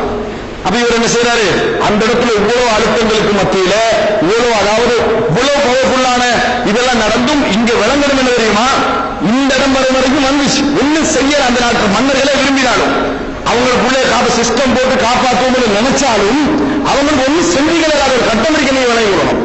கடைசியாக என்ன நடந்ததுன்னு சொன்னால் 7ஆம் அந்த இடத்துல வச்சு இந்த இளைஞருடைய 19 வயசு விளங்கிட்டா கண்ணீர் வடிச்சு அழுவினே காப்பாற்றுங்க காப்பாற்றுங்க கண்ணீர் வடிச்சு அழுவுகளால 2 இஷ்டகாரா தொழுவிட்டு 2 கார் தொழுவிட்டு அவர் வந்து முத்தமிட்டு வாராங்க. அப்ப தட்டிட்டு போறாரு. உங்களுக்கு இதெல்லாம் பார்க்கலாம் அழகா விளங்கிட்டா தட்டிட்டு போறாரு. பிள்ளைங்க போன உடனே குடும்ப மனைவி கோல் பண்றார். காலி மனைவி கோல் பண்ணி என்ன செய்ய சொல்றீங்க அழுவு கேட்கிறாரு. இதுக்கு என்ன முடிவு, அவ அழுகுறா மனைவி. ஏன் நம்ம பெரிய ஒரு என்னன்னு மன்னிப்பு கேட்கிறாங்க தானே, உலகமே மன்னிப்பு கேட்கிற மாதிரி ஒரு கட்டம். மன்னிச்சா என்னன்ற கேள்வி எல்லாருக்கும் இருக்கும். நம்ம அதைத்தான விரும்பின எல்லாத்துலயும். இந்த பொங்கலுக்கும் மன்னிச்சா என்னோட இறக்கம் விரும்பினமா இல்லையா? கெஞ்சிரும் நீங்க அழுகிற, நீங்க எடுக்கிற முடிவு எடுக்கணும் போன வைக்கிறான். கடைசியில் என்னது, நான் உங்களை மன்னிச்சிருவேன். அந்த இடத்துல மன்னிச்சாரு. மன்னிச்ச நேரத்தில் அந்த உமராக்கு சமம் என்று கண்ணீர் விட்டு அழுது. இதுல நீ என்ன விளங்கணும் என்றால், சரிபிலையெல்லாம் இன்றைக்கு பெரிய பொறுப்புல இருக்கிறாரு. இன்றைக்கும் பெரிய பொறுப்புல இருக்கிறாரு. சரிபிலையெல்லாம் தாண்டி, விமர்சனங்களை எல்லாம் தாண்டி மன்னிப்பு உயர்ந்த பண்பு, சந்தேகமே இல்லை. ஆனால் முடிந்தால் இன்றைய உலக வரலாற்றில் ஒரு அமீருடைய பிள்ளை, ஒரு ஆட்சியாருடைய பிள்ளைய மரண தண்டனை எடுத்து கொண்டு வந்து வைக்க சொல்லுங்க, கன்ஃபார்ம் பண்ணி உறுதியாக குற்றவாளியை கொண்டு வந்து வைக்க சொல்லுங்க. அந்த அளவுக்கு என்ன செய்யாது, வராது என்ற வரலாற்று 2004ஆம் ஆண்டு நடந்தது. இது மாதிரி நிறைய வரலாறுகளை பார்க்கலாம். அதே நேரம் எதெல்லாம் மறைக்க இயலுமோ, எதெல்லாம் ட்ரை பண்ணி ஒழிக்க முடியுமோ ஒழிச்சுதான் இருப்பாங்க. அது எங்களுக்கு தெரியாது. ஆனா எது நம்மளுக்கு நீதி என்று விளங்குதோ அந்த அளவுக்கு நான் பாராட்டணும் இல்லையா? அதை நாம் என்ன செய்ய வேண்டும், சொல்ல வேண்டிய கடமையில் இருக்கிறோம் என்பதை மறந்துவிடக் கூடாது. இது மிக முக்கியமான சில விஷயங்கள் நாங்கள் தெரிந்து கொள்ள வேண்டிய மிக முக்கியமான விஷயங்கள். இப்ப இந்த இவ்வளவு முயற்சிகளுக்கு மத்திய மேற்கொள்ள முயற்சிகளுக்கு மன்னிச்சுக்கலாம் உண்மையிலே அது மன்னித்தால் பெரிய ஒரு சந்தோஷமாக இருந்திருக்கும். ஆனால் அந்த மரணத்தின் மூலம் அல்லாஹ் அந்த பெண்மணியுடைய குடும்பத்துக்கு ஒரு நலவு நாடி இருக்கிறார். மன்னிச்சிருந்தால் எந்த அளவுக்கு அந்த குடும்பத்துக்கு கஷ்டம் வந்திருக்கும் என்றது கணக்கீடு போட்டா என்ன செய்யலாம். அதாவது மரண தண்டனை கொடுக்கப்பட்டவுடன் அந்த பெண்மணி அந்த இடத்துல விடுதலையாக நாட்டுக்குவாரேதான் ஒவ்வொரு உள்ளங்களுடைய விருப்பம். ஆனால் அல்லாஹ் தால சில வேளைகள் அது ஒரு கைரன் செஞ்சுக்கலாம், நாடிக்கலாம் என்றுதான் என் மனம் சொல்கிறது. காரணம் அதுக்கு பின்னால அதாவது அந்த பெண்மணியுடைய குடும்பத்துக்கு பலவிதமான உறவுகள். சவுதி அதாவது ஒரு வசதியாளரே என்ன செய்யறாரு, ஒரு வீடு முழுமையான கட்டிட்டாரன்னு வாக்களிச்சார். 4 மாதத்துக்குள்ளே ஒரு முழுமையான ஒரு வீடு என்ன செய்யற கட்டிட்டாரு. இலங்கையில என்ன செஞ்சாங்க, அப்படி ஒரு வீடு கட்டிட்டாரு. ஒரு சிங்கள அவர் என்ன செய்யறாரு, வாக்களிக்கிறாரு. நான் எங்க உங்களை போட்டு ஃப்ரீயா அவங்க தெரிவிச்சு வந்தாங்க. மற்றபடி என்னது தர்மங்கள் செஞ்சிருப்பாங்க. ஆனா பெரிய அளவில் என்ன செய்யல. 2005ஆம் ஆண்டு அந்த ஏழைக்கு தான் காட்டிட்டு இருக்கிறாங்க. 2012 வரைக்கும் அத்தியாரம் போடலாம் இருக்கு. அப்படின்னு அர்த்தம் என்ன விளங்கு தெரியுமா, அனுதாபம் அது இது என்று சொல்லி அவரவர்கள் பயன்படுத்துறாங்க. ஆனா அந்த பெண்களுடைய குடும்பம் விளங்கணும், நாங்களும் விளங்கிக் கொள்ளணும். இதுக்கு காரணமானவர்கள் யார்? இந்த பிரச்சனை நான் சுருக்கமாக சொல்றேன். இதுக்கு காரணமானவர்கள் யார்? முதன்மையில யார் தெரியுமா? இளைஞர்கள், சீவனம் வாங்கக்கூடிய இளைஞர்கள், யாரும் இல்லை. சீவனம் வாழக்கூடிய, மானம் இல்லாத, மோசம் இல்லாத, பெண்களிடத்தில் பிச்சை வாங்கக்கூடிய இளைஞர்கள் தான் முதல் காரணம். அதை தவிர வேற எந்த ரீசன் சொல்லலாம். அவர் போனது சாப்பாடு இருக்குதில்லை, தின்றதுக்கு போகல. நீங்க நினைச்சு பாருங்க, பாப்பா அவர் போறதுல நல்ல உடற்கிடகாத்திரத்தோடு தான் இருக்கிறார். பாப்பா மகளை அனுப்புறாருன்னு நினைச்சு பாருங்க. பாப்பா மகளை சகோதரர் இருக்கிறாரு. அது ஏன் அனுப்புறாங்க? சீவனை அங்க போனா பெரிய அமௌண்ட் என்ன செய்யலாம், வரலாம். பெரிய அமௌண்டா என்ன செய்யலாம், பணம் கிடைக்கலாம். அங்க போனா என்ன நடக்கும்? 8 மணி to 5 மணியா வேலை, ஒரு குடும்பத்திலேயா வேலை, பாதுகாப்பான வேலையா? யாரு சொன்னது? இதுல இந்த விஷயத்தை இன்னொரு விஷயம் விளைவிக்கணும். சவுதி அரசாங்கம் இஸ்லாமிய அடிப்படையில் நீங்க தண்டனை வழங்கி சொல்றோம். அப்படி உனக்கு அந்த மாதிரி தண்டனை வழங்கக்கூடிய நீங்க என்ன செய்யணும்? எத்தனை ஹவுஸ்மேட்டுக்கு இப்படி நீங்க தண்டனை வழங்கிட்டீங்க? இதுக்கெல்லாம் காரணம் அவங்கள மகரம் இல்லாம எடுக்கிறதான்னு சவுதி விளங்கணுமா இல்லையா? விளங்கிட்டா சவுதி அதை விளங்காம சவுதி இப்படி சட்டம் போட்டிருக்குது. ஹஜ்ஜுக்கு மகரம், உம்ராவுக்கு மகரம், எஜுகேஷனுக்கு மகரம், ஹவுஸ்மேட்டுக்கு மகரம் இல்லை. இது யார் போட்ட சட்டம்? அல்லாஹ் போட்ட சட்டமாயிரு, ரசூலுல்லாஹ் போட்ட சட்டமாயிரு. அப்ப உனக்கு நீ போட்ட சட்டத்தில் இஹ்லாஸ் இருந்தால், அல்லாஹ்வுக்காண்டி செய்யற சட்டமா இருந்தா, அமெரிக்கால உனக்கு சொல்லுமா, நீ போடாத ஹவுஸ்மேட் சட்டத்தை போட்டா உனக்கு கொள்ளு வேண்டா சொல்லு, உன பொருளாதாரத்தை பறிக்க வேண்டா சொல்லு. அதுவே போடாமக்கிறான். இந்தியாவிலிருந்து பெண்கள் போறாங்களா ஹவுஸ்மேட்டா? இல்ல. பங்களாதேஷ்ல இருந்து போறாங்களா? அந்த நாட்டில் தடை. இந்த நாட்டில் தடை செய்யலாது. இவ்வளவு பேசின இதுல ஒரு விசானாவோடு 1000 விசானாக்களுடைய வாழ்க்கையை காப்பாற்றணும்டா இந்த கவர்மெண்ட்டுக்கு முஸ்லிம்களும் அந்நிய சகோதரர்கள் கொடுக்க வேண்டிய அழுத்தம் வெளிநாட்டுக்கு பெண் அனுப்புறதை நிப்பாட்ட வேண்டும். பெண்கள் வேலைக்கு போக வேண்டிய அவசியம் இல்லை. உனக்கு பக்கத்துல 2 நாடு உதாரணம், பங்களாதேஷ், இந்தியா உதாரணமா இல்லையா? அங்க வேலைக்கு போகல, உயர் தொழிலுக்கு தான் என்ன செய்வாங்க, போவாங்க. ஒரு பெரிய ஒரு உதாரணம். அந்த மாதிரி தொழிலுக்கு என்ன செய், அனுப்பு. மற்றபடி அனுப்ப மகரம், அதாவது மகரத்தோடு அனுப்புற சட்டம் போடு. முஸ்லீம் மகரம் ஏற்றுக்கொள்ள மாட்டாங்களே, அப்படி சட்டத்தை போடு. பெண்களை அனுப்பாத அப்படி இந்த சட்டம் போட்டா முடிஞ்சது. அந்த சட்டம் போடுறாங்க, அனுதாபம் தெரிவிக்கிறோம். அப்படின்னா என்ன, இன்னொரு விசாரணை மௌத்தாயினாலும் பரவாயில்ல. ஏன் இப்படி நடக்காத? மறுபடி நடக்காதா? மறுபடி பால் குடிச்சு இந்த கதை வராதா? கொலை நடக்காதா? எல்லாம் நடக்கும். இந்த நாட்டிலேயே சொந்த மகளை போட்டு நெருப்புல போட்டு எரிச்சவனுக்கு இந்த நீதிமன்ற சிறமண்ட சிறத்தனை கொடுத்து வச்சு கவர்மெண்ட் என்னது முக்கியமான அரசியல்வாதிகள் ஒரு 15 பேர் சேர்ந்து ஒரு பெண்ணை கற்பழிக்கிறதுக்கு என்ன தண்டனை கொடுத்து வச்சிருக்கு? இதான் ஆனா அங்க அனுதாபம் தெரியுங்க, இங்க உள்ளவங்களுக்கு அனுதாபம் தெரியுங்க. முதலாவது இங்க கொலையா நடக்குது, கற்பழிப்பு அது இதெல்லாம் இருக்குது. மரண தண்டனை இங்க கேன்சல். இன்னொரு வழங்கின மரண தண்டனை வந்து சைனால இருக்குது, அமெரிக்கால இருக்குது. அமெரிக்கால ஒரு சில மாநிலங்கள் தான் இல்ல, ஐரோப்பால மட்டும் மரண தண்டனை இல்ல, சைனால இருக்குது, மற்ற அரபு நாடுகள்ல இருக்குது. நிறைய இடங்கள்ல மரண தண்டனை நிறைவேற்றப்பட்டு கொண்டிருக்கிறது மறந்துடக்கூடாது. உலகத்திலேயே மரண தண்டனை கூடுதலாக நிறைவேற்றப்படுகிற நாடு சைனா. ஈரான்ல மரண தண்டனை இருக்கு. ஈரானுக்கு இன்னொன்னு வழங்க, ஈரானுக்கு ஐநா சபையை குற்றச்சாட்டாங்க, நிறைய சிறுவர்களை என்ன செய்றாங்க, மரண தண்டனை போடுறாங்க. சிறுவர்கள் வந்து அவங்க பார்வையில் 18 வயசு குறவு. அதான் சிறுவர்கள் இஸ்லாமிய பார்வையில் 17 வயசுனால மரண தண்டனை கொடுக்கலாம், திருமணமே முடிக்கலாம். ஆயிஷா ரலியல்லாஹு முடிச்ச வயசு 9, பாத்திமா ரலியல்லாஹு முடிச்ச வயசு 15, 16 என்ன சிறுமியா முடிச்சாங்க. அது 18 வயது என்று இப்ப உருவாக்கின சட்டம். ஆனால் மரண தண்டனை உலகம் உள்ள இறுதியாக இருக்குது. இந்த நாடு எடுக்க வேண்டிய முடிவு என்னன்னா, பெண்கள் வெளிநாட்டுக்கு வேலைக்கு அனுப்புவதில்லை. முடிஞ்சது. ஒரு பெண் இல்லாட்டி இவ்வளவு பரிதாபம், ஒரு ஆண் மகனா இருந்தா பரிதாபம் இந்த அளவு போறாரு. அது அந்த வாழ்க்கையுடைய திருமணத்தை காணாம, குடும்ப சந்தோஷங்களை காணாம, கல்வியிட உச்சகட்டத்தை காணாம, எந்த மகிழ்ச்சியும் இல்ல, போனவர்களே சவுதியில சந்தோஷத்தை அவர் காணாம, சிறையில 6 வருஷம் இருந்துட்டு ஒரு பெண்மணியை மரண தண்டனை கடலில் கொண்டு மரணம், இவ்வளவு உலகமும் சேர்ந்து கலப்பு போச்சு தானே, கவலையா இங்க கேட்கும். அப்ப இதுக்கு பிறகு யோசிக்கணுமா இல்லையா? இளைஞர்கள் எப்படி யோசிக்கணும்? நாங்க வந்து சீதனம் வாங்குவதில்லை, சீதனம் வாங்குறதால ஒரு பிச்சை எடுக்கிறதால எவ்வளவு பிரச்சனை. உண்மை சொல்றேன், என்ன செய்ய உண்மை வார்த்தையை தட்டலாமா? அதுல மட்டும்தான் தட்டதில்லை, உலகத்துல மற்ற எல்லா இடத்துலயும் தட்டிடுறது, அதுல மட்டும் தட்டுறது இல்லை, அந்த இடத்துல தட்டி மற்ற எல்லா இடத்துலயும் சேர்ந்து நேர. ஆனால் இந்த சீதன கொடுமையா முதல் காரணம் போன சாப்பிடறதுக்கு ஊட்ட கட்டுறது, அந்த வீட்டை கொஞ்சம் கட்டி எழுப்பி கொள்வோம் என்ற ஒரு நோக்கத்தை தான் அவங்க போனாங்க. அப்ப அந்த பெண்மணி எப்படி சொல்லி அழுகிறா? என்னை ஏமாற்றி போட்டாங்களேன்னு சொல்லிட்டு அழுகிறா. அப்படின்னா எங்கள்கிட்ட அடிச்ச வாக்கை விட அங்க வேற என்னமோலாம் வாக்களிச்சுக்கிறாங்க அர்த்தம். எங்களால் முடிந்த அளவுக்கு முயற்சி செய்கிறோம் அங்க சொல்லல, நாங்க போனா நடக்காம இருக்குமானா சொல்லிப்பாங்க. அதான் எனக்கு விளங்கிட்டா, நான் அதெல்லாம் அவங்க பிடிச்ச எங்களால முயற்சி செய்து பார்க்கிறோம் என்று சொல்லி அந்த பெண்மணி அப்படி அழமாட்டா. அதை என்ன சொல்ற, ஏமாற்றி போட்டாங்களே சொல்லிட்டு என்ன செய்யறாங்க, அவர் கண்ணீர் வடிக்கிறது நாங்க பார்க்கிறோம். அப்ப இதுல நாங்கள் யோசிக்க வேண்டிய இடம் சகோதரர்களே, வெளிநாட்டுக்கு பெண்களை அனுப்பக்கூடிய அரசாங்கம் ஒரு சட்டம் கொண்டு வந்தா ஏஜென்சி ஆகுமா? ஆனா அந்நிய செலவாணி வருமானம் கம்மியாகும், அது முதல் பிரச்சனை. 2வது ஏஜென்சி பாருங்க, அந்த பேரெல்லாம் மாத்திட்டாங்க அனுப்புகிறாங்க. தெரிஞ்சியும் அந்த வயசெல்லாம் மாத்தி அப்படி ஒரு செட்டப் பண்ணி அனுப்பிக்கிறாங்க. சொன்ன இப்படி எத்தனை பெண்கள் அனுப்புறாங்களா? இப்படி எத்தனை பெண்கள் 16 வயது 15 வயது 14 வயதெல்லாம் தோட்டத்தை சமாளிச்சு 18, 19 அனுப்புறாங்களா? அவங்க போட்டு எப்படி கண்ணீர் அடிக்கிறாங்களா? உண்மையிலே முஸ்லிம் ரத்தமாக இருந்தால், ஒரு சகோதரி என்று நம்ம நினைக்கிறவா இருந்தால் தங்கச்சியை நினைச்சு பார்க்கலாம். ஏன்னா தங்கச்சியை நினைவாங்க 13, 14 வயசுல நானும் உழைக்கிறேன், என் வீட்டுல வருமானம் கொஞ்சம், இன்னொரு தங்கச்சியை கல்யாணம் முடிச்சு கொடுக்கறதுக்காக சொந்த தங்கச்சி சவுத்துல தான் நினைச்சு பாருங்க. 16 வயசோடு அங்குள்ள உடுப்பெல்லாம் கழுவிக்கொண்டு அவங்களோட பிள்ளைகளை பார்த்துக்கண்டு வேட்சிப்பட்டுக்கண்டு தூக்கம் இல்லாம நிம்மதி இல்லாம வாழ்றாங்கன்னா ஒவ்வொரு தங்கச்சி மாதிரி நினைச்சு பாருங்க. அப்ப அதுக்கு என்ன காரணம்? இளைஞர்கள் தான். அந்த இளைஞர்கள் மட்டும் ஒரு 100 பேர், இவ்வளவு ஒரு பெண்ணோட முடிஞ்சிருமா? இது 100ல வேறு பெண்கள் இல்லையா? எத்தனையோ பெண்கள், நிறைய பெண்கள் என்ன செய்கிறார்கள், இந்த சோதனையில் இந்த அவலத்தில் என்ன செய்கிறார்கள், நின்று கொண்டிருக்கிறாங்க, கஷ்டப்படுறாங்க. வசதி வாய்ப்புக்காக பெரிய பெரிய ஊடு கட்ட போனா பரவாயில்ல, அப்படி போகல, திருமணத்துக்காகத்தான் மெயினா போறாங்க. திருமணத்துக்காகத்தான் இந்த சீதன கொடுமை ஒழிக்கிறதுக்காக எங்களை இளைஞர்கள் முன்வராவிட்டால் வேறு வழி. அடுத்தது எங்களை சமுதாயத்துக்கு முக்கியமான ஒரு நம்பிக்கையை ஊட்டணும். ரிஸ்க் என்பது இறைவன் தரக்கூடிய என்ற நம்பிக்கையை ஊட்ட வேண்டும். உணவு என்பது அல்லாஹ் தஆலா பொறுப்பெடுத்திருக்கக்கூடிய விஷயம் என்கிற நம்பிக்கையை ஊட்ட வேண்டும். வமாமின் தாபத்தின் ஃபில் அர்தி இல்லா அலல்லாஹி ரிஸ்குஹா வ யஅலமு முஸ்தகர்ரஹா வ முஸ்தௌதஹா. அதாவது இந்த பூமியில் உள்ள எந்த உயிரினங்களாக இருந்தாலும் அல்லாஹ்வுக்கு உணவளிப்பது கடமை. அது விளங்கணும். அதாவது எத்தியோப்பியாவில் மரணிக்கிற பிள்ளையாக இருந்தாலும் அல்லாஹ்வுக்கு உணவளிக்கிற கடமை.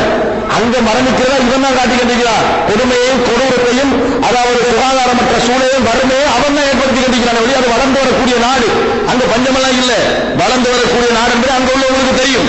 வேணும் என்று முஸ்லிம்கள் 65% இருக்கிறனால வெளியுறவுக்கு வேற மாதிரி காட்டி கண்டிக்கிறான். அப்ப அன்புள்ள சகோதரர்களே, இது மாறணும். இங்க உள்ள தனவந்தர்கள் ஜக்காத்தை ஒழுங்கா கொடுக்கணும். அடுத்த விஷயம், ஜக்காத் அட்லீஸ்ட் சீதனம் உசைட்ல இருக்கட்டும், ஜக்காத்தை ஒழுங்கா கலெக்ட் பண்றவங்க ஒழுங்கா கொடுத்திருந்தாலும் பரவாயில்ல. ஜக்காத்தை ஊருடா போட்டு கலெக்ட் பண்றது, எல்லார்ட்டையும் கலெக்ட் பண்ணி இயக்கத்தை கொடுக்கணும். கலெக்ட் பண்ண கூட எல்லாரும் முஸ்லிம்கள் எல்லாரும் நாங்க கொடுக்க கூட அவரவர் இயக்கத்தில் மிக முக்கியமான அவர் ஊர் இல்லாம இருக்கிறார். வாங்குவது எல்லாருக்கும் இந்த இயக்க வெளியினால் தௌஹீத் என்ற இயக்க பேர்ல கொடுத்தாலும் சரி, தப்லீக் என்ற இயக்க பேர்ல கொடுத்தாலும் சரி, ஜமாத் இஸ்லாமி என்ற இயக்க பேர்ல கொடுத்தாலும் சரி, இஸ்வான் என்ற இயக்க பேர்ல கொடுத்தாலும் சரி, எல்லாத்தையும் வாங்கினா எல்லாத்தையும் கொடு. எந்த ஊர்ல வாங்கி அந்த ஊர்ல கொடு. இங்க வாங்கி என்ன சரி இங்க கொடுக்குறது இது நடக்கிறது. இரண்டாவது என்ன, காணியை வாங்கி போட்டு சேத்து பகுதியில 1 ஏக்கர் நாங்க காணி கொடுத்திக்கிறோம். அதுல ஊடு கட்டினா 10 வருஷம் போகும். காணி வாங்கி கொடுத்திக்கிறாங்க, சேத்து காணி கட்டவைகளாக சக்காத்து கொடுத்திக்கிறாங்க. அது பேர் என்ன, இப்படியா ரசூலுல்லாஹ் சக்காத்து கொடுத்தாங்க. எதா எடுத்தாங்களோ அதான் சக்காத்து கொடுத்தாங்க. எதா எடுத்தாங்களோ அதான் சக்காத்து. உண்மையாரு சொன்ன மெஷினை தீர்மானிக்க சொல்லி அவங்களுக்கு மெஷின் தான் முக்கியம், மெஷினா முக்கியம். அவங்களுக்கு ஊருக்கு ஃபுல்லா விதவைகளுக்கு 100 மெஷின் கொடுத்தா யாரை உடுப்ப தைக்கிறது? 100 பேர் மெஷினை வச்சுட்டு யார் உடுப்ப தைக்கிறது? யோசிச்சா கொடுக்குறீங்க. ஊருக்கு ஃபுல்லா விதவைகளுக்கு மெஷின் 100 பேருக்கு யார் உடுப்ப தைக்கிறது? நினைச்சு பார்க்கணுமா இல்லையா? அப்ப நீங்க இஸ்லாம் எப்படி ஜக்காத்து கொடுக்க சொல்றேன்னு படிச்சமா? படிக்கிறல. நிறைய செய்யறவங்க இஸ்லாத்து எப்படி ஜக்காத்து கொடுக்க சொல்றேன்னு படிக்கிறதே இல்லை, அதை வாசிப்பதும் இல்லை. ஜக்காத்து கொடுக்கிறோம், அவன் வீட்டுக்கு மெஷின் தான் தேவை, இந்த வீட்டுக்கு கூரை தான் தேவை, அந்த வீட்டுக்கு டொய்லெட் தான் தேவை. தேவையை தீர்மானி அவன் வறுமையில் உள்ள வந்துட்டு அவனுக்கு அடையாளமா இருக்கிறான். ஆனால் நீ கொடுக்க வேண்டியதை இஸ்லாம் எப்படி கொடுக்க சொல்லுது? ஓண்ட சல்லியண்டா கவனமாயிருங்கன்னு கொடுக்கலாம். இது ஓண்டல் அல்ல, இது அவண்டது. அவண்டத்தை கொடுக்கணும். எப்படி கொடுக்கணும்? அவன் கேட்கறத கொடு. முகமதே உங்களோட சொத்து இருந்தோ உங்க தந்தைய சொத்து இருந்தோ கேட்கல, அல்லாவுடைய சொத்து இருந்து கேட்க எனக்கு என்ன செய்ய இதை ஏற்றுங்க. நாங்க சாப்பாடு ரசூல் ஸல்லல்லாஹு சிரிச்சுக்கண்டு அவர் கேட்டதை கொடுத்தாங்கன்னு பார்க்கிறோம். இப்படியா நாங்க ஜக்காத்து கொடுக்கிறோம். ஊடு கட்டுன்ற பேர்ல சேத்துல காணி வாங்கி போடுறதும், அதே நேரத்தில் இந்த காணி வச்சு பிசினஸ் பண்ணி பெருசாகி கொடுக்க போறாங்களா? இவங்க ஊதியான பெருசாக சொந்த சல்லியை பெருசாகி கொடுக்கல, அதுல போட்டு பிசினஸ் பண்ணி அந்த சல்லி நாசமா போறாங்க. அதே நேரத்தில் அதை வச்சு ஆபீஸ் சார்ஜ், செலவு சார்ஜ். இவங்க யாராம் அதுல அதாவது ஆமிலூன் அலைகா, அதுல வேலை செய்யறவங்களா? அதுல வேலை செய்யறவங்களுக்கு ஜக்காத்தா? இலங்கையில ஆமிலூன் அலைகா 1000 பேர் இருக்காங்க. அந்த ஆளுக்கு ஜக்காத் கொடுக்குறது. ஒவ்வொரு இயக்கம் ஒவ்வொரு ஆமிலூன், அவங்களோட செலவுக்கு அவங்க எடுக்கிறது. அதுல லட்சக்கணக்கு சார்ஜ் பாருங்க. 1.5 லட்சம் 2 லட்சம் office charge, current charge, bill charge, seal பண்றது, சைன் பண்றது அந்த ஜக்காத்தா? ஆமிலூன் அலையா? ஆமிலூன் அலையாக்க இன்னொரு சரி எல்லா இயக்கம் சேர்த்து பார்த்தீங்கன்னு சொன்னா இப்படியா ஜக்காத்து கொடுக்க சொன்னது? இந்த அநியாயங்கள் ஜக்காத்துல நடக்கக்கூடிய இந்த அநியாயங்கள் உங்க விளங்குங்க. நாங்க ஜக்காத்து கொடுக்காமிக்கிறது ஒரு பாவம், மற்றவங்களோட ஜக்காத்தை இந்த மாதிரி கொடுக்கிறோம் என்று அநியாயம் செய்வது ஒரு பாவம். இந்த உலகத்தில் இதை செஞ்சுட்டு போனீங்க என்று சொன்னா நாளை மறுமையில இது மிகப்பெரிய பாவமாக வந்துடும். ஏன்? மற்றவங்க ஜக்காத்தின் அவன் தனியாவே நல்லா கொடுத்திருப்பான். நம்ம இப்படி எடுத்து இந்த வேலை செய்வது இருக்கிறது, இது மிகப்பெரிய பாவம் என்பதை புரிந்து கொள்ள வேண்டும். இந்த ஜக்காத்துடைய முறை அவர்களுக்கு மத்தியில் நேர்மையாக போகாமல் இருந்தது இந்த பிரச்சனைகளுக்கான காரணம் என்பதை நாங்கள் மறந்துவிடக்கூடாது. ஜக்காத் ஒழுங்காக கொடுக்கப்படுவதில்லை, ஒழுங்காக வசூலிக்கப்படுவதில்லை, உரியவர்களுக்கு போய் சேருவதில்லை. இவைகள்லாம் இந்த பிரச்சனையுடைய இன்னொரு காரணம் என்பதை நாங்கள் புரிந்து கொள்ள வேண்டும். கடைசியாக சகோதரர்களே, சில முக்கியமான விஷயங்களை சொல்லி நான் முடிக்கலாம் என்று நினைக்கிறேன். அதாவது தண்டனை என்று வந்தீங்கன்னு சொன்னா அது நீங்க வழங்க வேண்டிய ஒரு இடம். எல்லாருக்குமே தண்டனை என்று வந்தீங்கன்னு சொன்னா மனசு என்ன செய்யும்? இருக்கும். அது மனிதனாக இருந்தா மனுஷன் அதை வெறுப்பான். வெறுக்கிறதாலதான் அது தண்டனை. விளங்குதா? வெறுக்கிறதாலதான் அது தண்டனை. தண்டனை நீங்க யூடியூப்ல பாக்குறீங்க, இப்படி கொடுக்கலாமா அப்படின்னு சொல்லுங்க. விளங்குதானே? இப்படி வெட்டலாமா? சம்பந்தமே இல்லை. இந்த பிள்ளைக்கு மரண தண்டனை கொடுத்ததாக இந்தோனேஷியா கொடுத்த ஒரு மரண வீடியோல போகுது. இந்த வீடியோல இல்லை. இந்த பெண்மணிக்கு மரண தண்டனை கொடுக்கப்பட்ட வீடியோவில் இல்லை. இந்தோனேஷியா பெண்மணியை கொடுத்த வீடியோ தூக்கி போட்டுக்கிறாங்க. அதை நல்லா விளங்கிக் கொள்ள வேண்டும். அப்படியெல்லாம் பொய்யான காட்சிகள் நிறைய இணையதளத்தில் உழவு. ஒரு வீடியோ கிளிப்பும் இல்லை. ஆனால் இதுல என்ன விளங்கணும் என்றா, மரண தண்டனை கொடுக்கிற நேரத்தில் அவர் சின்ன பிள்ளையா இருந்த மாதிரியான ஒரு அபாய காட்சியோடு போட்டுக்கிறாங்க. அது ஸ்கூல் போற நேரத்தில் இருந்தது. அவங்க அதாவது ஸ்கூல் போற நேரத்தில் இருந்தது. இமாம் ஷாஃபி என்ற ஸ்கூலுக்கு போற டைம்ல எடுத்த போட்டோ அதுதானே ஒழிய மற்றபடி அந்த டைம்ல தான் வெற்றி அர்த்தம் அல்ல. இந்த கருணை பார்வை அப்படி எடுக்கிறதுக்காக சின்ன போட்டோக்களை அந்த மாதிரி போடுறாங்க. இப்ப மனசுல விளங்கிக் கொள்ள வேண்டிய விஷயம் என்னன்னா, தண்டனை என்று சொன்னால் மனசுக்கு பாரமாக இருக்கும், வேதனையாக இருக்கும், கொடுமை மாதிரி விளங்கும். அதுதான் தண்டனை. அதான் தண்டனை. தண்டனை ஒரு ஆளுக்கு இன்ட்ரெஸ்ட் ஆகினீங்களே, எவனா குற்றம் செய்யாமல் போனா அல்லது கொள்கையா தான் இருக்குது, நம்ம மிச்சம் விளையாடுற மாதிரி அப்படின்னா தண்டனை நல்லா பாவம் செய்வாங்க. தண்டனைனா மனசு ஓடு, மனசு எருக்கும், உள்ளத்துல ஒரு ஜாதி பயங்கரமா விளங்கும். அப்படி விளங்கும் போல நீங்க நினைங்க, அதான் தண்டனை. அதான் தண்டனை நீங்க புரிந்து கொள்ள வேண்டும். இந்த தண்டனை என்ற உடனேயே கொடூரமான தண்டனை என்ற ஒரு பகுதி இருக்கு. அது எல்லா மனுஷனும் இருக்கக்கூடிய விஷயம். ஒரு காலத்துல மரண தண்டனை மனுஷன் தோலை உரிச்சு கொடுக்கப்பட்டிருக்கு இஸ்லாமிய சமுதாயத்துக்கு வெளியுள்ள சமுதாயத்தில். இப்படியான யானை போட்டு மிதிக்கப்பட்டது மரணனை கொடுத்த வரலாறு இலங்கைக்கு விளைவிட்டா அப்ப மரண தண்டனைகள் கொடூரமா கொடுக்கின்ற ஆனா தண்டனைகளை பொறுத்த வரைக்கும் மனசு கொஞ்சம் பாரமாகத்தான் இருக்கும். அதுக்கு தான் தண்டனை என்று பெயர். இரண்டாவது, தண்டனை கொடுக்கிற ஆளை வச்சு எங்கட எண்ணங்கள் மாறும். கொடுக்காத இவர் குடும்பம் செய்வாரா என்று வரும், மன்னிச்சா என்ன என்று வரும், நீதி இல்லாம கொடுக்கிறார் என்று வரும். இது எல்லாம் ரசூலுல்லாஹ் காலத்திலே நடந்துச்சு. ரசூலுல்லாஹ் காலத்திலேயே நடந்துட்டு. ரசூலுல்லாஹ் காலத்துல அதாவது ரசூல் ஸல்லல்லாஹு அலைஹி வஸல்லம் அவர்களுடைய பெரியம்மாட மகன் தான் ஜுபைர் இப்னு அவ்வாம். ஜுபைர் இப்னு அவ்வாம் என்ன சொன்னார்? ஜுபைர் இப்னு அவ்வாம் சபியாட மகன், அவர் ரசூலுல்லாஹ் பெரியம்மாட மகன். இவர் ஒரு தோட்டத்துல அது ஒரு மலை மீது தண்ணி வருகிறது, நீரறிவு வந்து கண்டிருக்கு. இவனுக்கு வயல், அதுக்கு அடுத்த வயல். இவர் என்ன செய்வார்? ஜுபைர் இப்னு அவ்வாம் அந்த ஃபுல்லா வயலெல்லாம் நிரப்பி போட்டு தண்ணி செஞ்சுருவாரு, அடுத்த வயல் குடிவார். அவருடைய யோசனை என்னன்னா, தண்ணி அங்கிருந்து குண்டலிங்கிறாரு, எனக்கு இல்லைன்னா அவருக்கு சொல்லும். அப்ப பொருளை விட வேண்டியதானே, ஆனா பிளாக் பண்ணிக்க என்ன செய்யறது? பொருள் அங்கே விரட்டி இங்கே விரட்டி விட வேண்டியதானே ரசூலுல்லாஹ் வந்து வழக்கா சொல்றாரு. முஸ்லிம்ல வர செய்யுது அல்லாஹ்வின் தூதர் இப்படி ஒரு செய்யறாருன்னு சொல்லி ரசூல் ஸல்லல்லாஹு என்ன சொன்னாங்க தெரியுமா? ஜுபைர், உங்களுக்கு தண்ணி எடுத்துட்டு அவசரமா அவங்களை விட்டுருங்க, உங்களுக்கு தண்ணியை எடுத்துட்டு அவசரமா விட்டுருங்க.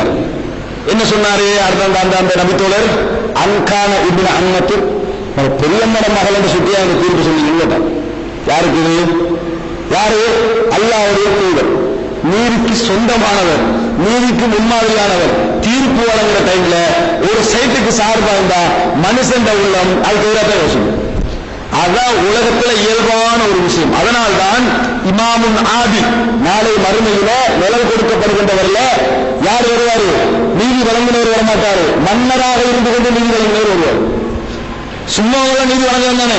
நான் ஜனாதிபதியை மன்னித்து விட்டு மன்னிக்காதவனுக்கு என்ன செய்யலாம்? நீங்கிறார் விளங்கிட்டார். அப்ப யாரு நீதி வழங்கணும்? மன்னராயிருக்கிறார் ஒரு ஆள். இந்த மன்னராயிருக்கிறவருக்கு நினைச்சா இவனை தண்டிக்கலாம். அவர் மன்னிச்சு விட்டார் அல்லது நீதியா நடந்தார் இமாமுன் ஆதி, அவர் நிழல்ல வருவார். அதனால அவங்களை பத்தி சந்தேகங்கள் அடிக்கடி வரும். அப்ப ரசூலுல்லாஹி ஸல்லல்லாஹு அலைஹி வஸல்லம் அவங்களை பத்தி என்ன செய்யறாங்க? சந்தேகம் அன்கான இப்னு அம்மத்திக்கு உடனே ரசூலுல்லாஹ் எதை சொல்ல இருந்தாலும் அதை சொல்றாங்க. என்ன சொன்னாங்க தெரியுமா? ஜுபைர், உங்களுக்கு எவ்வளவு தண்ணி எடுக்கணும் அவ்வளவு எடுங்க, அதெல்லாம் முடிஞ்சவரை அனுப்புங்க. ரசூலுல்லாஹ் அதான் உண்மையான தீர்ப்பு. சுனாமி வந்தா முதலா பாதிக்கிற நாங்கள் கடலோரத்தில் உள்ளவன்.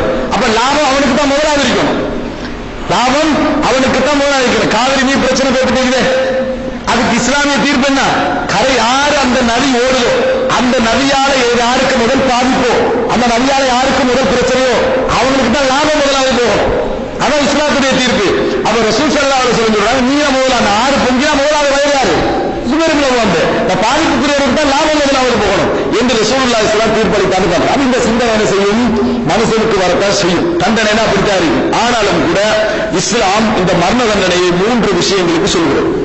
3 விஷயங்களுக்கு இஸ்லாம் மரண தண்டனை சொல்வதை பார்க்கும். என்ன 3 விஷயங்கள்?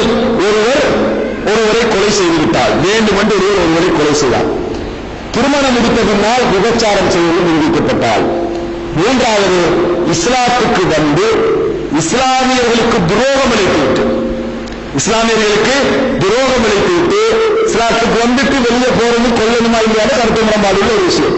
இஸ்லாத்துக்கு வந்து இஸ்லாமியர்களை பிளேம் பண்ணி துரோகம் அளிச்சு அந்த எல்லா கலெக்ட் பண்ணிட்டு ஓடுறது. இவர்கள் என்ன செய்வது? இஸ்லாத்துக்கு வெளியே போறது. இவர்களும் என்ன செய்யப்பட வேண்டும்? கொல்லப்பட வேண்டும் என்று ரசூலுல்லாஹி ஸல்லல்லாஹு அலைஹி வஸல்லம் அவர்கள் சொன்னார்கள். ஆனாலும் இஸ்லாம் உயிருக்கு வழங்கின மாதிரியான மரியாதையை உலகத்தில் எந்த மதமும் என்ன செய்யல வழங்கவில்லை என்பதை நீங்கள் புரிந்து கொள்ள வேண்டும். அல்லாஹ் தஆலா சொல்லி காட்டுகிறான். சூரா மாயிதா 32 வசனத்தில் சொல்றாங்க தெரியுமா? இதனால்தான் நாங்கள் குர்ஆனிலே எழுதினோம், அதாவது யார் மீது? பனு இஸ்ராயீல் மீது எழுதினோம், மன் கத்தல நஃப்ஸன் பிகைரி நஃப்ஸின் அவ் ஃபஸாதின் ஃபில் அர்த், இந்த பூமியில குழப்பம் ஒன்று செய்யாம அதே நேரத்தில் கொலைக்கு கொலை இல்லாம யார் ஒரு நஃப்ஸை கொலை செய்கிறாரோ, ஒரு ஆத்மாவை கொலை செய்கிறாரோ, ஃபகஅன்னமா கத்தல நாஸ ஜமீஆ, அது எல்லா மக்களையும் கொலை செய்வதற்கு சமம். இந்த உலகத்தில் உள்ள முழு மனித சமுதாயத்தை கொலை செய்வதற்கு சமன். வமன் அஹ்யாஹா, ஒரு நஃப்ஸுக்கு வாழ்வை யார் கொடுக்கிறாரோ, மன்னிச்சு விடுறது அதில் அடங்கும், மன்னிச்சு விடுறது அதில் அடங்கும், விட்டு விடுவது அதில் அடங்கும், வாழ்றதுக்கு ஹெல்ப் பண்றது அதில் அடங்கும். அப்படி சந்தர்ப்பம் கொடுக்கிறாரோ, ஃபகஅன்னமா அஹ்யன் நாஸ ஜமீஆ, எல்லா மக்களையும் வாழ வைப்பதற்கு சமம். உலகத்தில் உள்ள எல்லா மக்களையும் வாழ வைத்ததற்கு சமம் என்று குர்ஆன் சொல்லி காட்டு. ரசூல் ஸல்லல்லாஹு அலைஹி வஸல்லம் புகாரி வரக்கூடிய 68-64 விளக்கம், அவ்வளவு மா யுக்லா யௌமல் கியாமத்தி பைனல் அப்தி அத்திபா, மறுமை நாளில முதலாக விசாரணை என்கிறோமா? கொலைதான்.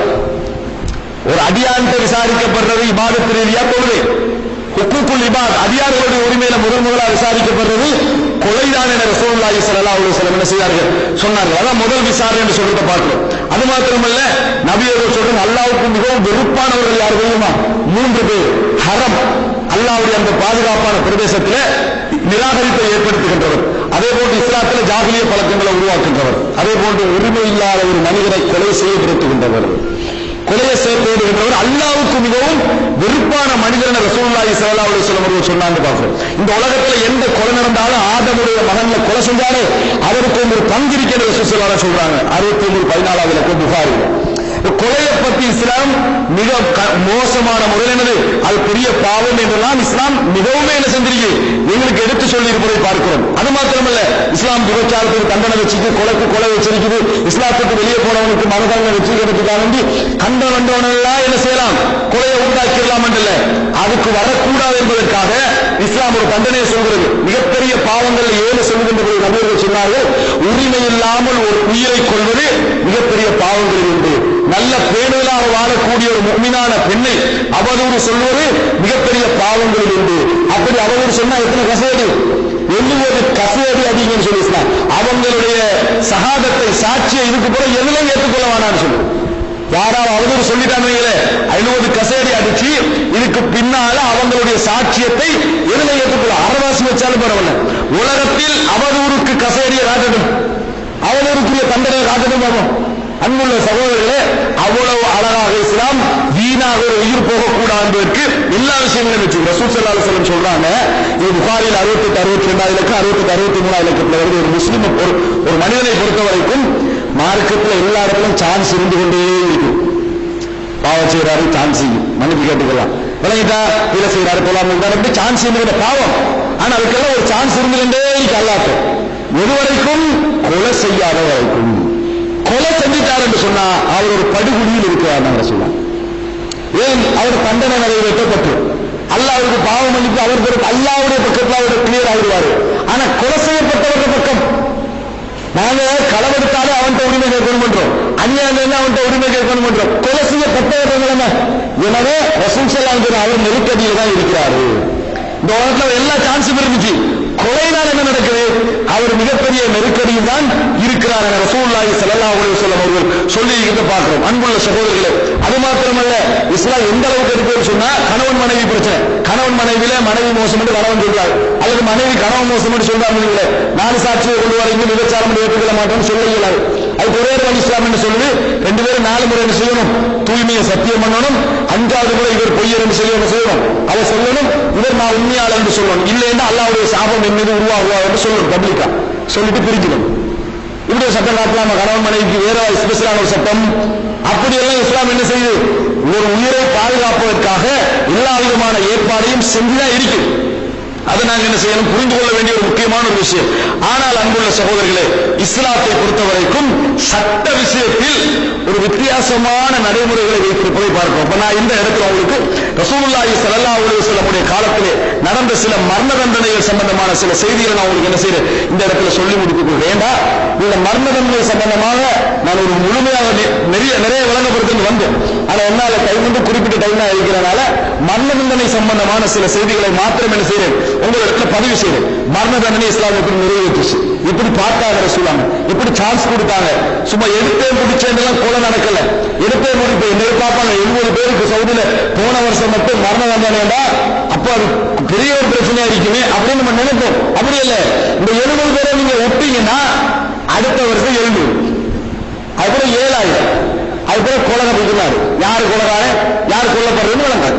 விபச்சாரம் செய்யறவங்க தண்டனை கொடுக்கல பப்ளிக்கா, நாளைக்கு பப்ளிக்கா அவர் என்ன செய்வார், ஒரு இடத்தை நிறுவி மக்களை அதுக்கு தொழிலாக என்ன செய்வார், மாற்றுவார்.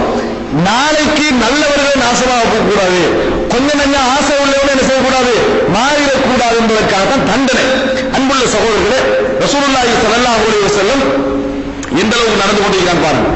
அதாவது புகாரியில 6877வது இலக்கம், ஒரு சின்ன புள்ள அன்சாரி புள்ள உண்டு, இளம் வயசு புள்ள உண்டு, அதாவது காதுகளை நகைகள் அணிஞ்சிட்டு பருவநிலையாக ஒரு சின்ன புள்ள போகுது. ஒரு யகூதி என்ன செய்யறாங்க, அந்த நகையை எடுக்கிறதுக்காக வேண்டி நகையெல்லாம் பறிச்சு அந்த புள்ளையை கல்லால் அடிச்சு கொண்டு கிணத்துல போயிட்டாங்க. ஒரு கிணத்துல ஒரு என்னது ஒரு பள்ளத்தாக்கு மாதிரி ஒரு இடத்துல போட்டு போயிட்டாங்க. இதை தேடி போன அன்சாரியில் கொல்லப்பட்டு பார்க்கிறாங்க. உடனே அதை எடுத்துட்டு என்ன செய்யறாங்க, புள்ள எடுத்து பார்த்தா ரொம்ப கடைசி மூச்சு துடிச்சு வருது. அப்ப இந்த மாதிரியான மோசமான குணம் உள்ளவர்கள் இருந்தீங்க அண்டையில் இருக்காங்க. இந்த மாதிரியான குணம் இஸ்லாமிய ஆட்சி வந்து சட்டம் வந்த பின்னாலும் அப்ப தூக்கிட்டு ரசூலா கிட்ட வந்த உடனே ரசூலா கிட்ட வராங்க. ரசூலா கேட்கிறாங்க, புள்ள கொஞ்சம் பேசலாம், உஸ்மித்தன் வருது, பேசிக்கல. ரசூல் ஸல்லல்லாஹு அலைஹி வஸல்லம் அஃபுலானும் கத்தலுக்கு இவரா அவங்களை கொண்டாந்து கேட்கிறார். ஒரு ஆளு இல்ல அந்த புள்ள வந்து தலையாட்டு மௌத்தா வர கட்ட இவரா அவனை கொண்டாடு ரசூலா ரெண்டாவது ஆளை கேட்கிறாங்க. புள்ள தலையாட்டு மூணாவது இவரையா கொண்டாந்து கேட்டா அந்த புள்ள தலையை என்ன செய்யுது, பேச இயலாது, தலையை ஆட்டினோட உடனே ரசூலா அவர் என்ன கொண்டு வர சொல்றாங்க. எப்படி தண்டனை நிறைவேற்றான்னு பாருங்க.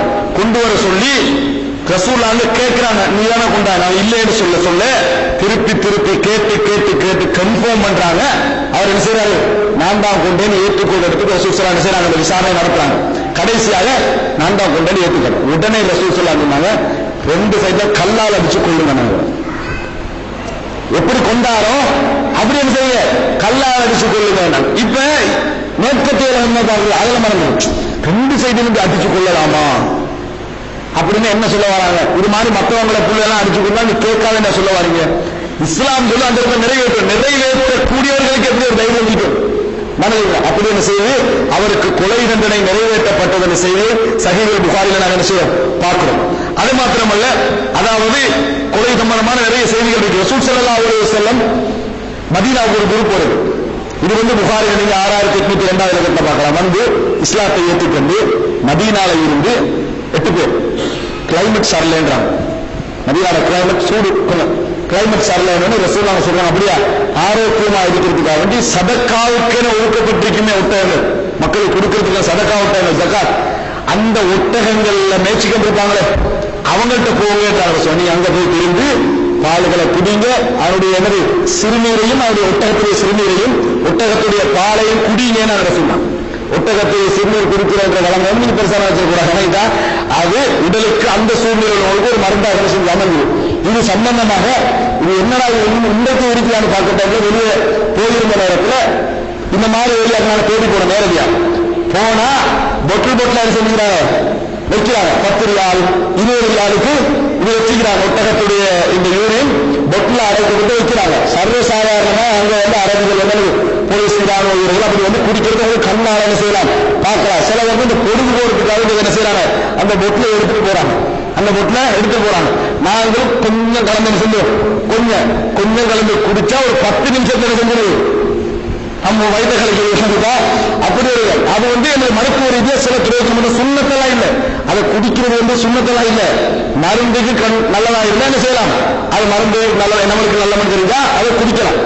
ஆனால் அன்புள்ள சகோதரர்களே, ரசூலுல்லாஹ் குடிக்க சொல்றாங்க.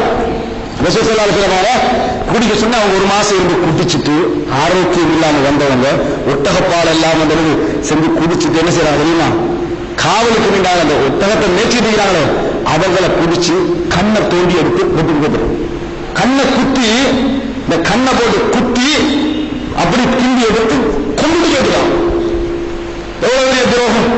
அப்ப என்ன விளங்கணும், இஸ்லாத்துக்கு வந்து கைமெல்லாம் பயன்படுத்தி நல்லா குடிச்சு திண்டுட்டு முதல்பட்டு இந்த மாதிரியான விஷயங்களை செஞ்சுட்டு போனால் அவர் கொல்லப்பட வேண்டியவரா இல்லையா.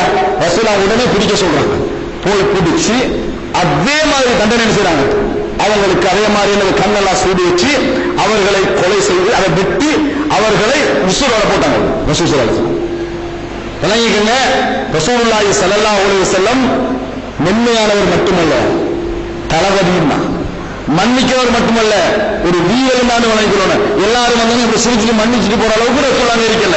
ஒரு மிக சிறந்த ஒரு தளபதியாக இருந்தாரு இருந்தாலும் புரிஞ்சுக்கணும். அந்த தண்டனை கொடுத்தார்கள் அந்த செய்தியை நாங்கள் என்ன செய்யறோம் இதுல பார்க்கிறோம்.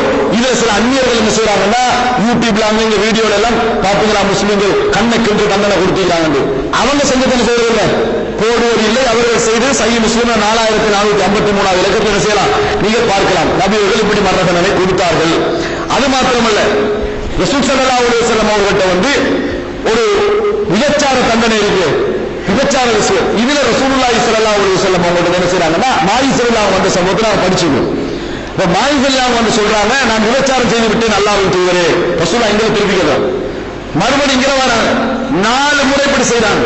ரசூலுல்லாஹ்களே சொல்றாங்க, அதுக்கு ஜுனூன் பைத்தியமான கேட்டாங்க ரசூலா. ஒரு பைத்தியமான கேட்டாங்க. அப்புறம் இல்ல நான் நல்லா தைக்கிறேன் அவரு உனக்கா அவரு குடும்பத்தை கூப்பிட்டு பாயம் வந்து பாருங்க சாராய வாசம் இல்லைன்னாங்க. அதுக்கு பிறகு ரசூலுல்லாஹ் சொல்றாங்க அல்லக்க ஹமஸ்த அவ் லமஸ்த அவ் நலர்த்த தொட்டிருக்கலாம் பிடிச்சிருக்கலாம் பார்த்திருக்கலாம் அப்படின்றாங்க. இல்ல அல்லாஹ்வின் தூதரே அகிம் அலையல் ஹத் ஹத்தை நிறைவேற்றி நான் விபச்சாரம் செய்தேன் என்றான். காட்டையில் ஒரு சம்பவத்தை அன்புள்ள சகோதரர்களே பல முறை கேட்கிறார். அதற்கு பின்னால் ரசூலுல்லாஹி ஸல்லல்லாஹு அலைஹி வஸல்லம் அவர்கள் கல்லெறிந்து கொல்ல சொன்னார்கள். அதை கல்லெறிந்து கொண்டார்கள், கொல்லப்பட்டார்கள். இதுல ரசூல் ஸல்லல்லாஹு அலைஹி வஸல்லம் மரணம் நிறைவேற்றினார் தானே. ஆனால் ரசூல் ஸல்லல்லாஹு அலைஹி வஸல்லம் அவர்களை பொறுத்தவரைக்கும் தேடி போக்கும் விஷயத்தை யாரையும் பிடிச்சிட்டு வரல. தேடி போயெல்லாம் இதெல்லாம் பிடிச்சிட்டு வரல. செய்தி என்று ஏற்றுக்கொண்டால் அல்லது பகிரங்கமாக 4 சாட்சி வந்தாலே ஒழிய மற்றபடி ரசூலுல்லாஹ் இதை கிண்டி கண்டிக்கல. 4 பேரே வந்து சொல்லிட்டாங்க, அதுக்கு பிறகு கணக்கு எடுக்காம இருந்தால் அதை செய்யும் வளரும். பாருங்க ரசூலுல்லாஹி ஸல்லல்லாஹு அலைஹி வஸல்லம் அவர்கள்ட்ட ஒரு யூத பெண்மணி என்ன செய்யறார், அத ஒரு யூத பெண்மணி கொண்டு வரப்படுறார். விபச்சாரம் தான் இது புகாரில 6019 கொண்டு வரப்பட்ட உடனேயே ரசூல் ஸல்லல்லாஹு அலைஹி வஸல்லம் சொல்றாங்க விபச்சாரம் கன்ஃபார்ம் ஆயிடுச்சு, ஏற்றுக்கிட்டாங்க. உங்களோட வேதத்துல என்ன இல்லைன்னு கேட்டாங்க. தௌராத்துல ரசூலுல்லாஹ் தெரிஞ்சு ஒரு இதான் சப்தம். அப்ப அது எங்களோட வேதத்துல எங்களோட மத தலைவர்கள் என்ன சொல்றாங்கன்னா முகத்துல கறி பூசி ஒட்டகத்துல முகம் 2 இப்படி திரும்ப வச்சு 2 பேரையும் ரோட்ல எல்லாம் என்ன செய்யணும், கூட்டிட்டு போகணும் அப்படின்ற தண்டனை விபச்சாரத்துக்கு அப்படின்னு அவர் சொல்றாரு. அப்துல்லா இப்னு சலாம் இருக்கிறார், அவர் யூதராக இருந்து இஸ்லாத்துக்கு கொண்டு வரும். அவர் சொல்ற அல்லாஹ்வின் தூதரே தௌராத்தை எடுத்துட்டு வர சொல்லுங்க என்றார். தௌராத்தை எடுத்துட்டு வராங்க, வாசிக்க சொல்லுங்க என்றார். வாசிக்கிறாங்க. இப்படி வச்சு அந்த வசனம் வைக்கல, அந்த வசனத்தை இப்படி பிடிச்சிக்கன்னு செய்யறாங்க. வாசிக்கல இப்படி பிடிச்சா இது இல்லையே, இப்படி வாசிச்சு இங்க போய் ஒரு வரி என்ன செய்யறாங்க, மறைக்கிறாங்க. அப்துல்லா இப்னு சலாம் சொல்றாங்க அந்த விரலை எடுக்க சொல்லுங்கன்றாங்க. அந்த விரலை எடுக்க சொல்லி போய் வாசிக்கன்னு சொல்றாங்க. வாசிச்சால் இஸ்லாத்தில் என்ன தண்டனை சொல்லப்படுகிறதோ அதே தண்டனை அது என்ன சொல்லப்படுது. உடனே ரசூல் ஸல்லல்லாஹு அலைஹி வஸல்லம் அவர்கள் தண்டனை நிறைவேற்றினார். இந்த தண்டனையை பார்த்தா என்ன நடக்கும், அந்த தண்டனையில் என்ன நடக்கும் தெரியுமா, கல்லெறிஞ்சு கொல்லப்படுற நேரத்தில் அந்த யூதன் அந்த பெண்மணியை மறைச்சிக்கிறா கல்லுக்கூடாது. நம்ம வெளியில இருக்கும் சுப்ஹானல்லாஹ் அப்படி சொல்றாங்க, இறக்கமா தான் இருக்கும் நினைவு வலா தஅகுதுகும் பிஹிமா ரஃபத்துன் ஃபீ தீனில்லாஹ். சூரத் நூர்ல அல்லாஹ் தஆலா சொல்றான் அவர்கள் விடயங்களில் தண்டனை நிறைவேற்றுகின்ற பொழுது உங்களுக்கு கருணை வரக்கூடாது, அல்லாஹ்வுடைய மார்க்கத்தில் கருணை வரக்கூடாது என்று அல்லாஹ் தஆலா சொல்லுகிறான். ஏன் அப்படி சொல்றான், குற்றம் நிறைவேறது இந்த சமுதாயத்தில் பகிரங்கமா ஒரு பசாது நடந்துட்டு நீங்க அனுமதிச்சீங்கன்னா நாளைக்கு உங்களோட புள்ள கெட்டு போறதுக்கு அதான் காரணம், நாளைக்கு உங்களுடைய குடும்பம் கெட்டு போறதுக்கு அதான் காரணம், நாளைக்கு சமுதாயத்தில் பசாது பரவுவதற்கு அதான் காரணம். இதோட முடிங்கிறது அல்லாஹ்வுக்கு தெரிஞ்ச ஒரு விஷயம் என்பதை நாங்கள் மறந்துவிடக் கூடாது. இன்னொரு செய்தியை பாருங்க, புகாரில 6823 ரசூல் ஸல்லல்லாஹு அலைஹி வஸல்லம் பள்ளியில தொழுகிறதுக்கு ரெடியாக ஒரு மனிதர் வாரார். அல்லாஹ்வின் தூதரே நான் ஹத்துக்குரிய ஒரு செயலை செய்து விட்டேன், ஹத்துக்குரிய ஒரு செயலை செய்து விட்டேன், தண்டனை நிறைவேற்றுங்க. நாங்கள் ரசூலுல்லாஹ் பார்த்துட்டு ஒன்றும் பேசாம தொழுகிறான்.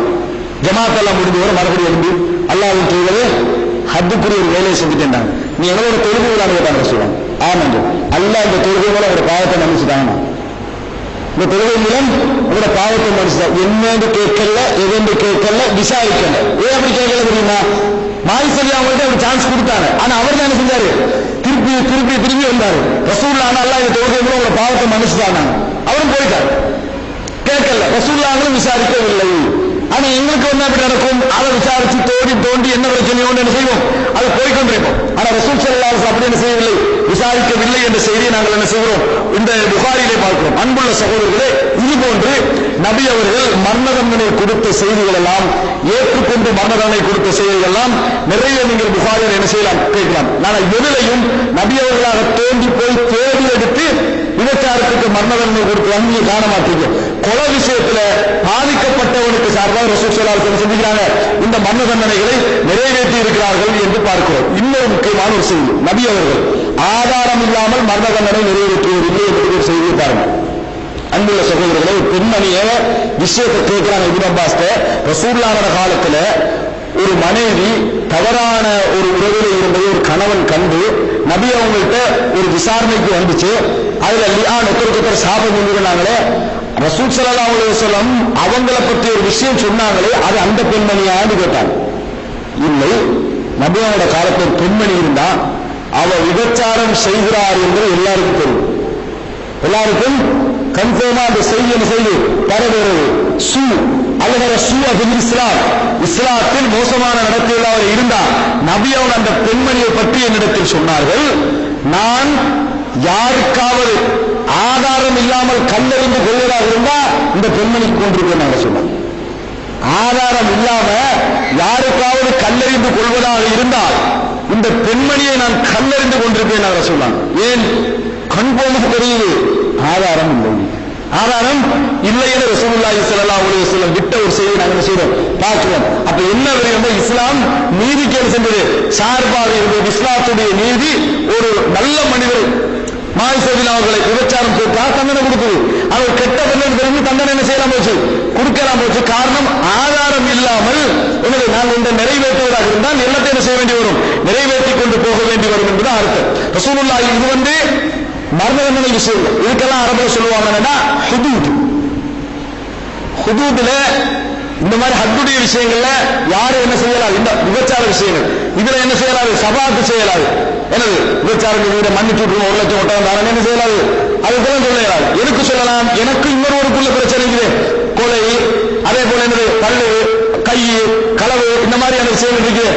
அதாவது ஒரு உடம்போடு சம்பந்தப்பட்ட களவல்ல, உடம்போடு சம்பந்தப்பட்ட விஷயங்கள், கல்லு, அந்த ஒரு மனிதன் அடிச்சுக்கிறாரு, கை உடைச்சுக்கிறாரு, பல்ல எடுத்துக்கிறாரு, இந்த மாதிரி விஷயங்கள் இவைகள் என்ன செய்ய வேண்டி வரும் என்றால் நானும் விரும்பினா மன்னிப்பு கொடுக்கலாம். அல்லாஹ்வுடைய சட்டங்களை மன்னிப்பு கொடுக்க இயலாது.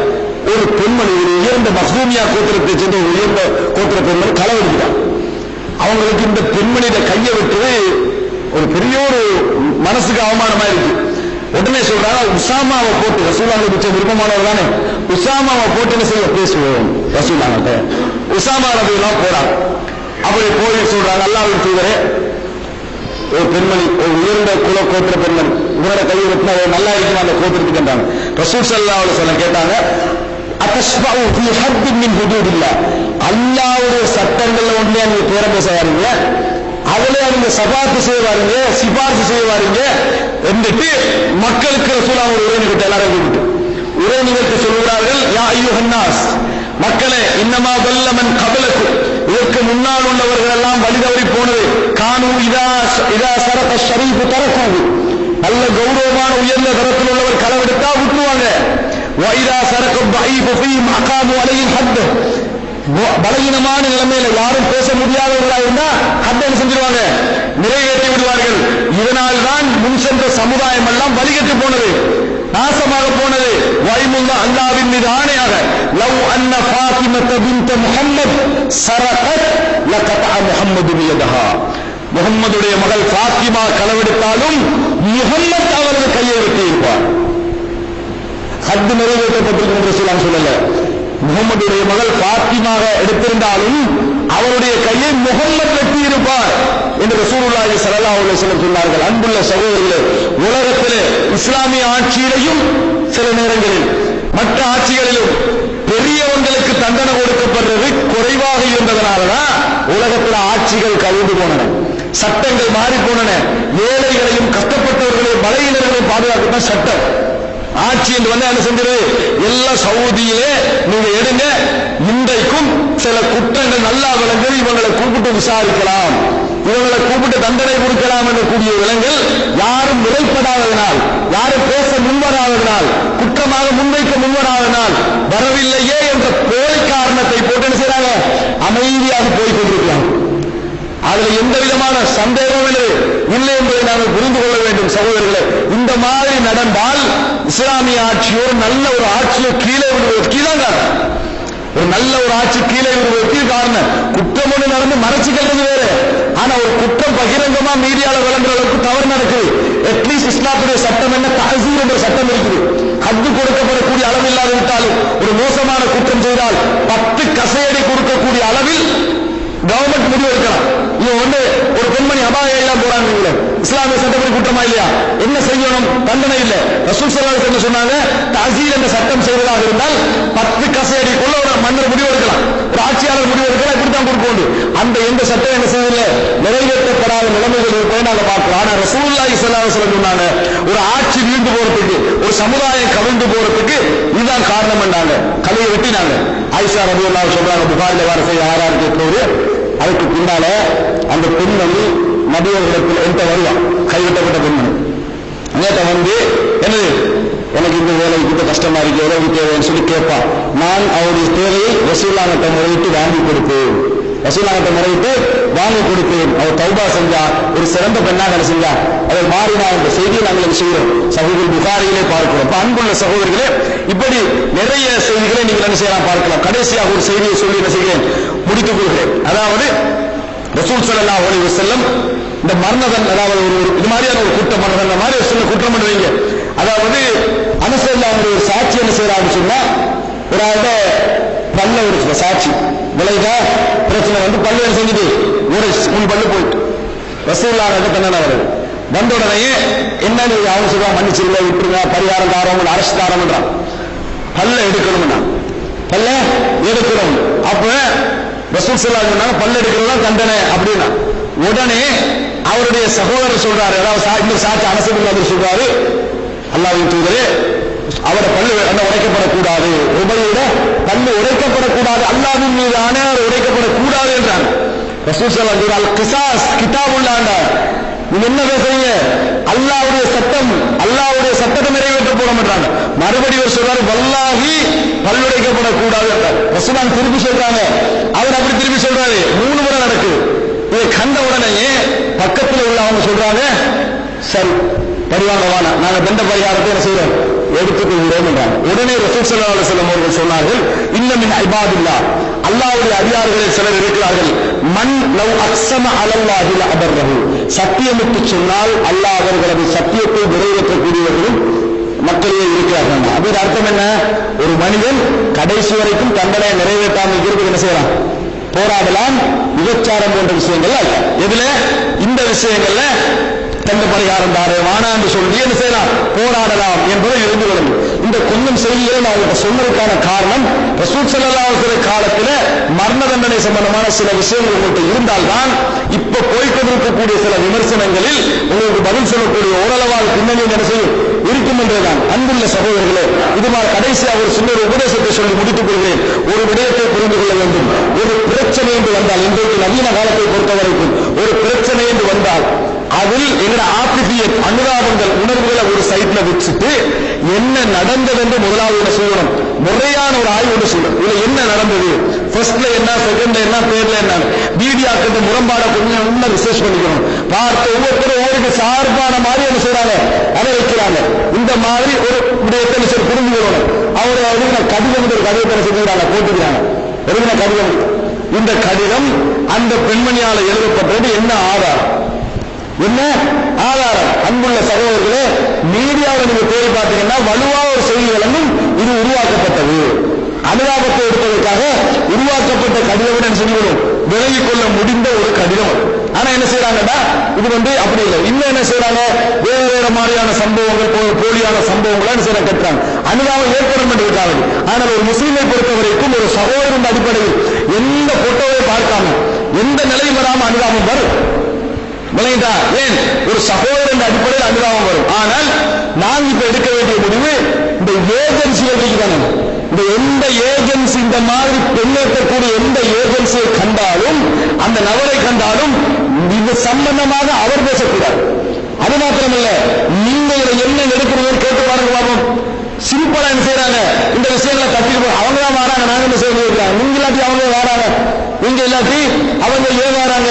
இவர்களை கண்டிக்க வேண்டும், இவர்களை கண்டித்து உரை நிகழ்த்தப்பட வேண்டும், இவர்களை கண்டித்து உரை நிகழ்த்தப்பட வேண்டும். சீதனம் வாங்கி என்று தெரிஞ்சியும் கல்யாணத்துக்கு உட்காரக்கூடாது, அங்க போய் இருக்கக்கூடாது, ஆதரிக்கக்கூடாது, அவருடைய சீதனம் அவங்களோட என்று சொல்லி நாங்க இருக்கக்கூடாது. அதுதான் இந்த கொடுமைக்கான காரணம், அதுதான் இந்த மரணத்துக்கான காரணம் என்பதை நாங்கள் என்ன செய்யக்கூடாது, மறந்துவிடக்கூடாது. இதுக்கு பின்னால் இது போன்ற ஒரு ரிஷானா நபி உருவாகக்கூடாது என்றால், இது போன்ற ஒரு மனவேதனையான ஒரு சம்பவம் உருவாகக்கூடாது. இன்னொன்று நீங்க நினைச்சு பாருங்க, அந்த பெண்மணி இங்கிருந்து போக்குல கொலை செய்யணும் நினைச்சா போனா, கொலையே நடந்து கொலை நீதிமன்றத்தை தீர்ப்பு வச்சு பேசுவோம், கொலை செய்யணும்டா போனா இல்லை, எதுக்கு போனா குடும்பத்துக்கு ஏதாவது சம்பாதிச்சு கொடுக்கணும் போனா.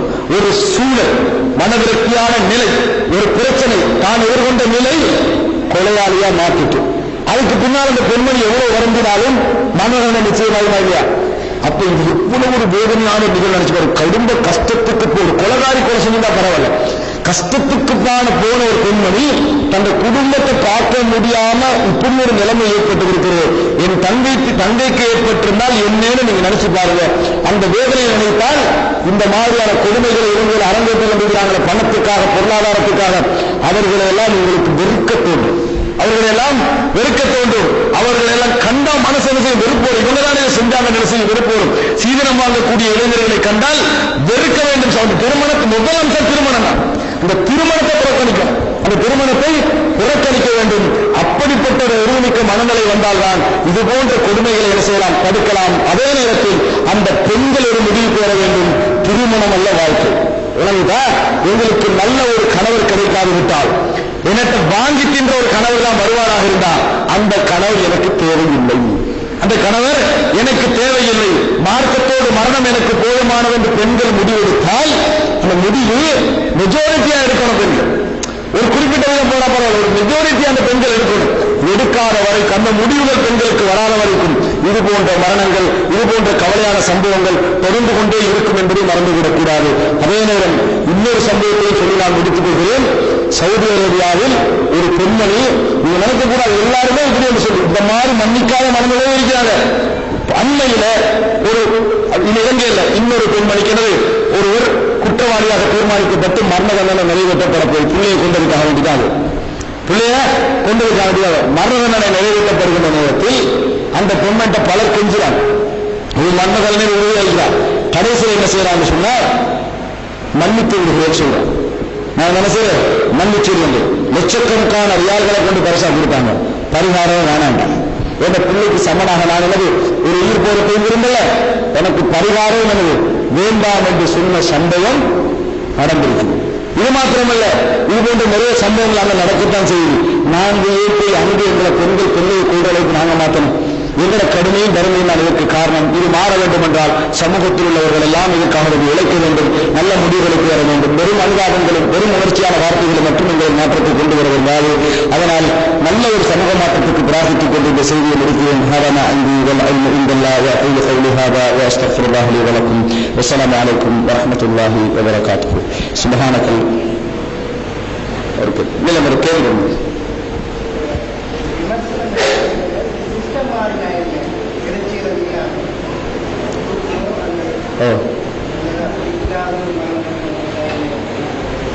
அப்படின்னு சொன்னா எப்படி மனம் தூக்கு போடாம இல்லையா எடுக்கிறது மத்த மாதிரி, அதாவது இந்த கடைசி சப்தம் முடிச்சுக்கிட்டு இன்னமும் மரணதண்டனை நிறைவேற்றப்பட இடங்களில் நவீன காலம் என்றதுனால வேற வேற சிஸ்டங்கள்ல மரணதண்டனை கொடுக்கப்படுறது வந்திருக்கு. ஒருவரை தேவையாக்கி மரணதண்டனை கொடுக்கிற சிஸ்டம், இன்ஜெக்ஷன்ல மரணதண்டனை கொடுக்குறாங்க, மறக்க வச்சு செய்யறாங்க மரணதண்டனை கொடுக்குறாங்க. இப்படி சில விளங்காத முறை கருணை கொலை மாதிரியான மரணதண்டனைகள் கொண்டு வந்தா என்னோடு கேட்கிறாங்க.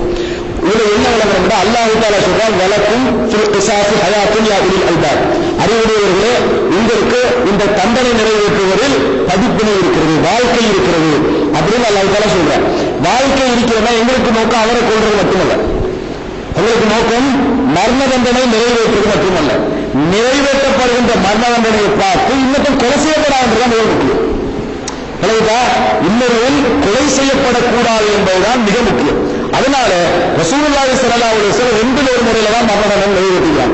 ஒன்று எப்படி மன்னரை அவன் கொண்டானோ அப்படி திருப்பிக் கொள்வது, அல்லது கலக்க இருக்கிறது. இது ரெண்டுமே ரசூலுல்லாஹி ஸல்லல்லாஹு அலைஹி வஸல்லம் செய்த மரண தண்டனையில் ஒன்று. மாற்றமாக மரண தண்டனை நாங்கள் கொண்டு வரதுனால கொள்றதுல ஒரு பிரயோஜனம் இல்லை.